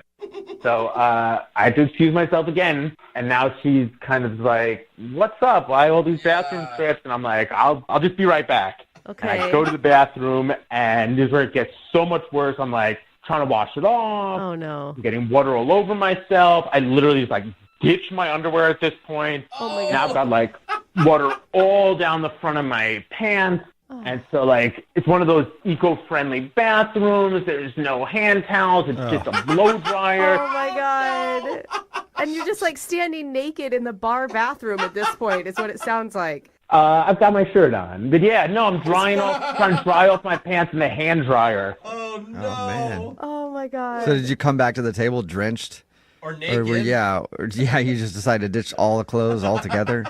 No, yeah, that would have been a move. No, I came back, and I think I just couldn't get my pants dry, and I was just, like, really sweating at this point, and just launched into this whole tirade on modern toilets. I was like, hey, I'm really sorry. The toilet exploded on me. Modern toilets are all too powerful. It's almost like an out-of-body experience hearing this crazy man talk about the toilet power. Okay. What was her attitude at this point? Rightfully so. She's like, hey, maybe we should reschedule. Yeah. Oh, man. All right. Right, but ouch. And did the date end right there then? Well, at that point, I also thought that was probably the best decision. So I'm like, yeah, we should totally reschedule. Look, honestly, I was having a great time. I think like this could be great. And, I think I probably, in some desperation, maybe threw out a few more I had a great times at her, and then we parted ways. And I reached out to her a few times, and not shockingly, she hasn't responded. But I just feel like she's pretty awesome. I really screwed it up. Like, I would just like the chance for her to get to know me and to go on a second date. Okay. All right. Well, we'll play a song and then come back and call her and get your second date update, okay? Sounds good. All right, hang on. Moving 92.5. Brooke and Jubal in the mornings. Second date update. If you missed the first part of today's second date update, a dude named Cody is on the phone, and he didn't get intimate with his date on his first date, but he did get intimate with a hand dryer in a bar bathroom. So if you missed it, Cody went out with this girl named Natalie. He met her on Tinder. She showed up actually looking better than her profile picture. But during the date, he noticed that he smelled a bit funky because he hadn't showered. He didn't have time to do that after work. So he went to the bathroom and tried to clean up using the hand soap in the bathroom. But after his first try, he went back to the table and he washed his downstairs, and it started to sting a little bit because he didn't get all the soap off. So went back to the bathroom and tried again, and then just ended up getting his pants all wet, and it was awkward when he went back to the table. And they decided to end things there, and he hasn't heard from her since. Cody, you ready to do the second part of your second date update? I'm ready. And are you wanting to be fully honest with her? Because honestly, like if you said, hey, you were really beautiful, I got really nervous, I had a funk going because I was at work, I tried to fix it, and things just went wrong. Like, I feel like she should be understanding. I don't really want to get into that. I definitely don't want you Okay. guys to be the one to say it. Like, if you can get her on the phone, let's see how it goes. Well, I mean, she noticed that your pants and stuff were wet, though, I right? feel like the reason is better than making something up. No, but he blamed it on the toilet, remember? Yeah, that's right. But that's even weirder, man. You're like battling a toilet. Yeah, I mean, the whole thing was just really bad. I'm just hoping we can save it because she's a quality girl. All right, well, we'll try. I'm going to dial her phone number right now. Here we go. All right, thank you.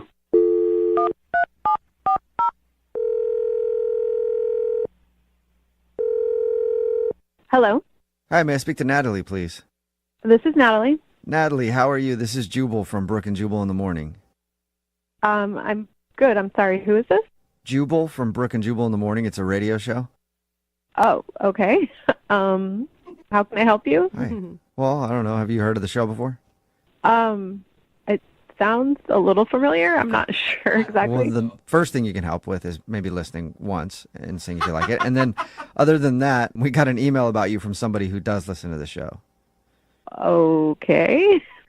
So we do a segment on our show called the Second Date Update. That's where if you go out on a date with somebody and then end up not calling them back after, they can email us to get you on the phone and ask what happened. Oh, okay. Yeah, I think I have heard of this before. It's that like roses, something to do with like roses, right? No, very similar though. Similar, but no, it's a little bit different. But you went out with a dude named Cody, right? Yeah, I did. Okay. Well, Cody emailed us and we talked to him and he told us about your date. He said that he liked you a lot, but he also said that you're not calling him back. That is true. Okay, and Cody wants to know why. He had really nice things to say about you. He thought you were a quality woman. Oh, well, that's very nice. I don't know exactly what to say. It was definitely one of the most awkward dates I've been on. What was so awkward about it?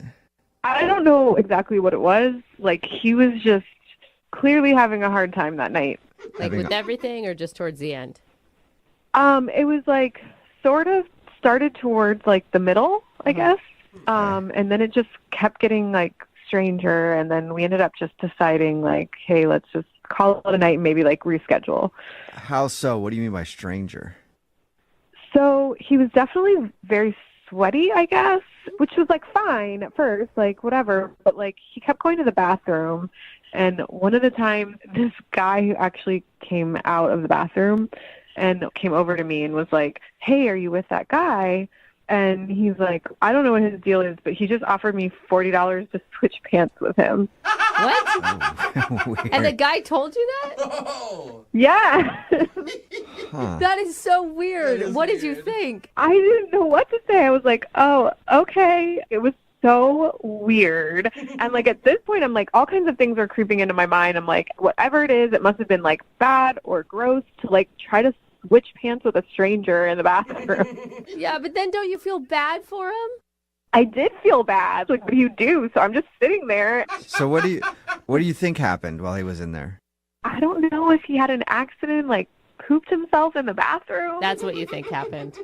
Yeah, I don't know what else to think. Like, it must have been bad. It must have been gross. He was like all flustered and everything. And it's just like, before I was like, yeah, let's do these Jello shots. Like, I'll probably make out with this guy tonight. And now if I think about that, I'm thinking about gross things. I'm like, I don't even know how that'll work. Yeah. So I do feel bad. I haven't texted him back, but like, I just like, I don't know how to get past that. Well, you don't have to feel too bad because you can talk to him right now. He's actually on the other line listening and wants to talk to you.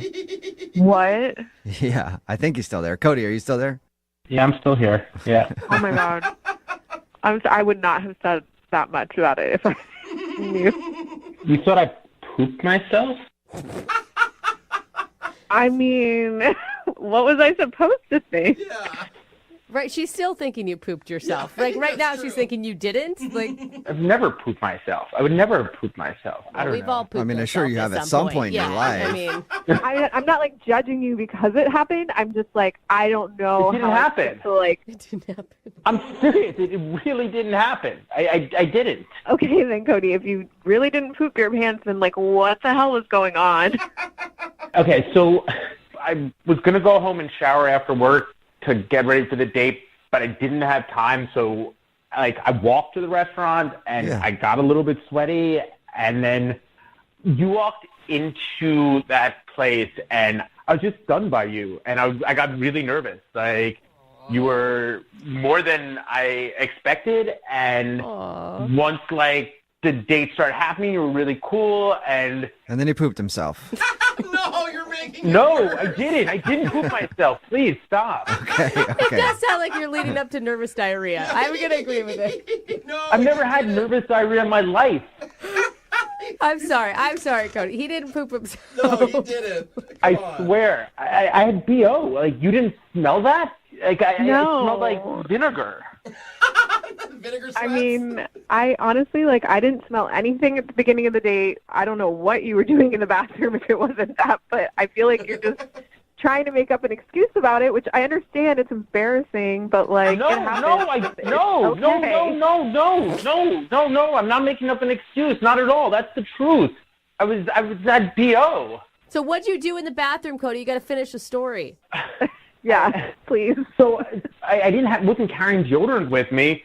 So when I went to the bathroom, the only thing I could do was wash my pits with water and hand soap. But then, I mean, I was thinking, like, I don't know, maybe it was the Jello shots. I was thinking, maybe I'll get lucky. Maybe tonight we'll go pretty far. And so I washed my with hand soap.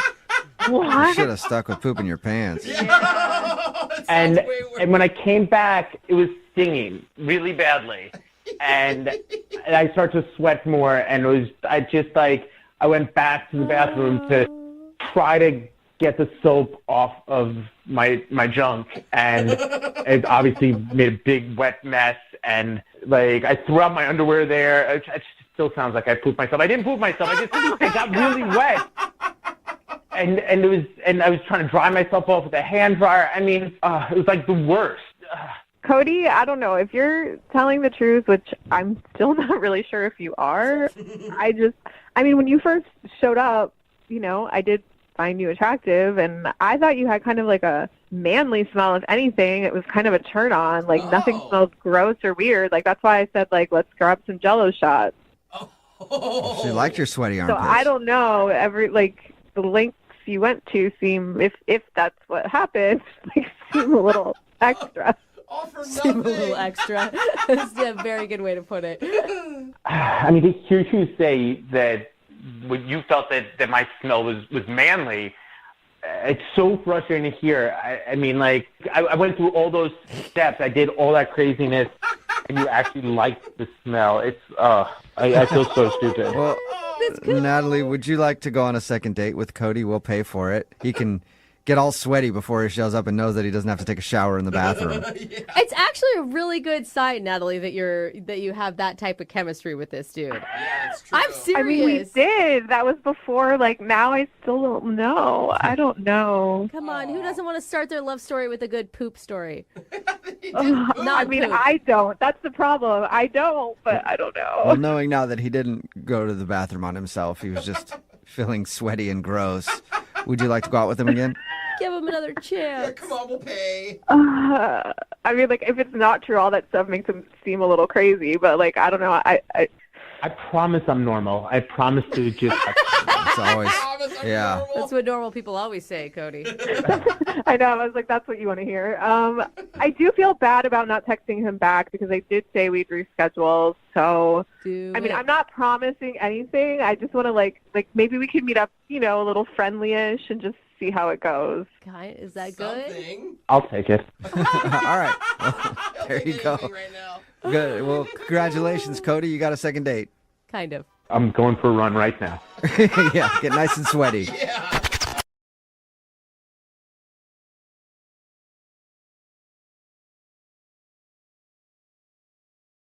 You know you must have really screwed up on a date if you actually save somebody's life and you still don't get a call back. What? Yeah, for real. Yeah. I don't know what you could have done, Patrick, but that's what happened on Patrick's date. He said he actually helped save somebody's life, but he's still not getting a call back. Oh, my God. What's up, man? How are you?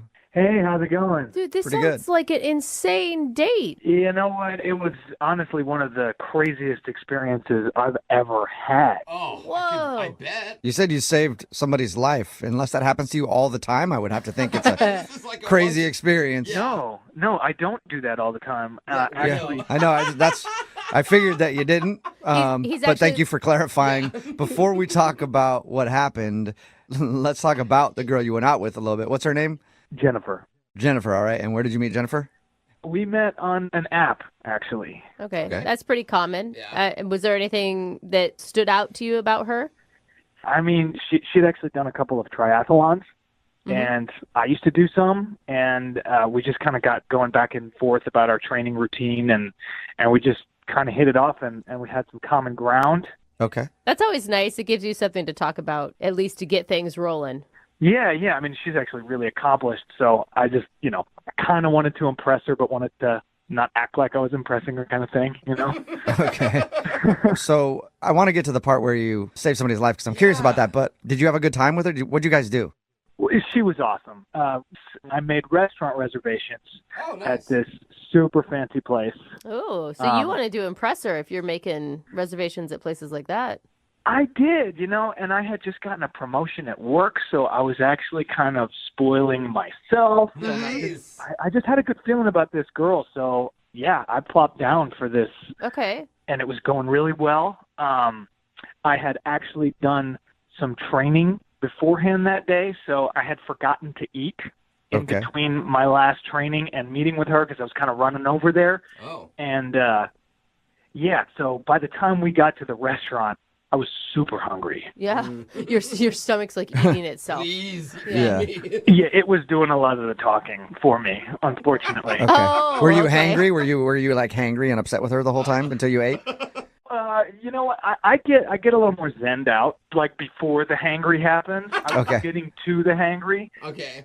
But, when I get food in front of me, sometimes that need just kind of takes over. What'd you do to your food? Yeah. Well, I have a very personal relationship with it, we'll say. What does All that right, maybe mean? that's the reason you're not getting the call back. I mean, if you're doing what I think, when it sounds to me like you did with your meal, I wouldn't call you back. It sounds like you shouldn't be doing that in public spaces, whatever it is. You need to only eat in private. I just need to chew my food a certain amount of times before I swallow it. I was taught at a very young age that you have to chew your food or you won't be savoring it. You count while you're chewing. It's sort of a rhythmic thing. Interesting. So it's more of like a 1, 2, 3, 4, 1, 2, 3, 4. Oh. Okay. Okay. All right. Are you able to multitask and, I don't know, have conversation while your rhythm chewing is going on? Absolutely. I've actually, we talked about triathlons, I've done it on the bike a few times. Oh, chewing while you're... I still don't know what we're talking about. Yeah, neither do I. Those little gummies that they give you for energy as you're going down the final stretch. You run out of energy and you have to eat these chewy gummy things, and it's actually the perfect way to rhythmically pump with the bike as you're chewing your food. So Okay. Well, rhythmic pumping was not where I thought this conversation would go. Or what it usually means on a date. Yeah. What about the part where you saved somebody's life? How did that happen? Right. So we pay the check, we leave the restaurant, and we see this commotion gathering about a half a block away from the restaurant on the sidewalk. And we just kind of didn't think of anything of it at first, but this commotion started growing. Somebody was yelling, "Help!" Oh, no. So we walked over to see what was going on. And there was a man on the ground that had collapsed. Oh, no. And was not breathing. Coincidentally, at my work, I just got a promotion, so I had new responsibilities, and they trained me in CPR. So that's crazy. awesome. I told you this was one of the most insane experiences I've ever had. And so did you actually do CPR, or did you screech and run away and forget everything you learned? I did everything that I learned the previous day. That's great. And it took a couple of times. I had to go through it. I hate to say it, but I had to give this guy mouth-to-mouth one time. It's saving a life. It's okay. Yeah, I think it's all right if you're saving somebody. I hope so. I mean, if you can't kiss a dude when you're saving his life, when can you? I know. I don't think On it's a date, kissing. when you're on a date. Oh my God, are you guys that scared of male-on-male touch that So- you consider it kissing? Did it work? I was able to revive him, and when he opened his eyes, I can't remember a more important thing that I have done in my life. That is really beautiful. That really is. I mean, timing, right? I mean, it's just one of those once-in-a-lifetime things that I don't know will ever repeat itself. So Okay, and what'd your date think? we had a really great conversation and a really great time, but this was a moment where we really saw each other. That's deep. That's really intense. Yeah. Sounds like it was more of your moment than hers, though, because she's not calling you back. Either that or it was her moment and she freaked her out. I wish I knew. We'll play a song, come back, and get your second date, and see if we can figure out why she isn't calling you back, okay? Sounds good. All right, hang on. Right in the middle of a second date, and if you're just joining us, Patrick is on the phone, and he wants to call Jennifer. They went out for dinner, but he ended up saving somebody's life after the date. When they were leaving, apparently a man had passed out outside the restaurant, and Patrick performed CPR on the dude and then revived him. Yeah. And Patrick, I was thinking about it, and if we find out that, you set this whole thing up What? to look like a hero on That your didn't first even date, cross my mind. I got to tell you, I would be so proud of you. So proud. I don't know about everybody else, but I will be so proud of you if you set that up. Yeah, I don't think I can give myself that much credit. Yeah, all right. really. Well, I mean, have you talked to her at all since your date? No, I've tried to reach out to her several times, and not too many, Right. I mean, it is pretty crazy that she hasn't called you back, even if she didn't like you that much. I mean, you guys, that's a pretty intense thing to share. I thought it was a pretty special moment myself. Okay. Okay, that's probably not the right way to describe a man almost dying, but whatever. Yeah. After, when he came back. Okay. That was the special moment. Okay, I'm going to dial her phone number right now and see if we can figure it out. Here we go.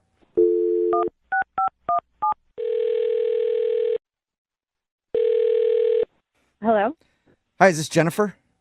this is. Jennifer, how are you? This is Jubal from Brooke and Jubal in the Morning, the radio show. Hi, How are you? I'm okay. Okay. Cool. Well, have a good day. No, don't hang up. I'm just confused. Sorry. What are you confused about? Why are you guys calling? Oh, okay. I can help you with that Okay, if you want. please. I'm calling you today because one of our listeners sent us an email about you. About me? Mm-hmm. It got even more confusing just now, didn't it? Yeah, it did. Well, we do a segment on our show called The Second Date. That's where if you go out on a date with somebody and end up not calling them after, they can email us and we'll get you on the phone and try to find out what happened. So Patrick emailed us and asked us to call you. Okay. Mm-hmm. And he told us about your date. even the part where he said he saved a dude's life. Yeah. And he also told us that he's tried to reach out to you a few times, but he's heard nothing. Yeah. This is crazy. Okay. Yeah. Your date sounded crazy. It was crazy, to say the least. Yeah. The CPR part was insane. Okay. I guess the question we all had is, how do you go out on a date with somebody and they actually end up saving someone's life and then you don't call them back? Was he that bad? Yeah. Well, it makes it sound terrible. I don't know. I guess, like, I think Patrick's, nice, and obviously, like, him saving that life was, like, really, I don't know what to say, like, heroic and great. But, like, I just didn't feel like he was a match. I don't know. Just no chemistry or what? I mean, there was chemistry, but, like, honestly, okay, I don't know. I'm just going to be honest, I guess, since we're doing this. Like, I was just driving home, like, he got me an Uber, and, like, at first I thought it was, like, really great that he gave CPR to the homeless person, and, like, I mean, he saved a life, so that's amazing, but I just, like, realized that he, like, gave CPR to a homeless person, and you think that they should all die? What? Yeah, wait, hold up. No. Whatever you like, the way you just said that made you sound totally and completely evil, heartless. I'm not sure which. Yeah. Oh my God, Bill, that's not what I meant. He revived a homeless person, and they're a scourge on our city, and I don't know why he would do that. No, okay. What I meant was that, like, I just feel like a lot of homeless people probably have, like, some diseases. And what? Yeah, and I just kind of felt like if he, basically kissed a homeless person like that, like, he probably got something. And I just, like, I've had friends, I don't know. Are you freaking kidding me? So you feel like he's dirty now? What is your problem? I mean, I don't know what to say. Like, I'm just being honest. I just feel like he probably has something, and I don't want to get it. Okay. Hold up. You sound like, one, the least medical person ever. Okay. And two, those are so many, like, maybes, what ifs. I know, but it's enough, I guess, for me. I don't know. What do you think he has? I have no idea. I would start with TB. What? Oh my God, and then I would work back from there. Probably one of the hepatitis. Yeah, at least a hepatitis, right like A, B, or C. I don't know. They might even have a new one. Who knows? No. So wait, hold up. If he hadn't been there and you walked out and you saw a man unresponsive on the street and you judged him as homeless, even though you'd actually probably don't even know that he's technically homeless or not, you wouldn't save them for fear of getting a disease? I in that situation, I don't think that I would, like, be able to just jump right in and, like, save a life. Like, so I just think in general, like, I would be too. I wouldn't know how to do that, and, like, so I just think that it's a moot point. Okay. Oh man. The bottom line is the reason that you didn't call him back is you think he might have contracted something from a homeless man. Wow. Yeah. I don't know how many times I've heard that after a date. That's been a lot of reasons that I haven't gotten a call back. Yeah, you're contracting things is for different reasons. Jennifer, I do need to let you know that Patrick is on the other line listening to this conversation and wants to talk to you, though. Okay. Patrick? Yeah. Hi. Hi. I don't think I know what to say. Yeah. Sorry. I'm just, you know what? I mean, I gotta just say, I'm in shock. I can't believe that you would think that. Are you, like, in nice shock? Because I'm in, like, furious shock over here. I don't know. I mean, I'm actually just kind of confused because from your profile and from the conversations we had before and during our date, I mean, you seem like a really educated young lady, and I'm just confused. I'm just confused that you would think that I could contract a disease from a brief encounter with a man's mouth. I mean, yeah, you explain it like that. Who knows, right? I had to give him mouth to mouth. He was not responding to the initial CPR that I was giving him, so I had to do what I did. I mean, I totally get it. And I think that, again, it was like very heroic and amazing. You should have done it. I just think that I'm allowed to have my own feelings about it afterwards. That guy looked like he had a disease. Like, you can't. You know. What made him look like he had a disease? Give us some details. I'm just like, his hair was just like so like tangled. Oh, and tangled hair disease. So no. I mean, he pretty much just looked like a hipster to me, Jennifer. Yeah. I mean, seriously, Very thin though, line between homeless and hipster. like you're kissing dudes that you meet on apps, you think that they don't have disease. Like they have just as much chance for disease as a homeless guy on the street. I mean, now I don't know. I just like, I don't want to debate about this for forever. Like this is how I feel. And I just don't really want to deal with that. Like I'm super focused right now and I'm like healthy, training. So I just don't want to deal with like any of that stuff. I am still so blown away by your reaction to this. But if it makes you feel better, I can't believe I'm saying this. I will go and I will get tested. If it means For what? Everything? Yeah, what are you going to have them test you for? How do you even want to go out with her again, Patrick? I just want to prove it to her. I just want to prove it to her that me saving this man's life in no way put me in harm's way or possibly gave me a disease. I just want to disprove that theory. Okay. Honestly, like, I don't know. I think it's just still too soon and like something can still come up and so you can get Yeah, some of that stuff can take months, you know, Jennifer, before it actually pops up on a test. Because the problem is it's her feeling. It's not actual science or actual facts. Now that's just an opinion. I don't get that, Jennifer. You think every ER doctor and ER nurse in this country has a disease because of people that they've helped? No, I just think that maybe Patrick does. All right, well, Jennifer, would you like to go out on a second date with Patrick? We'll pay for it. We'll even pay for his health screening. I honestly, I'm sorry. Like, I know, Patrick, you seem super nice, and like, I like can tell you're making a lot of effort, even just like with the phone call. But like, I just don't think I can. Oh, this is so dumb. I guess I can't really argue with that. You know, rejection is God's protection. So. Okay. Really? I thought it was Trojan. I'm with Jubal. Well, I guess I should have used protection when I was saving this man's life. Yes. Oh my God, From that is now not on, what we learned here, you guys. Before you perform CPR, always make sure you have some protection on you, okay? Mouth guard. Yeah. Oh my God.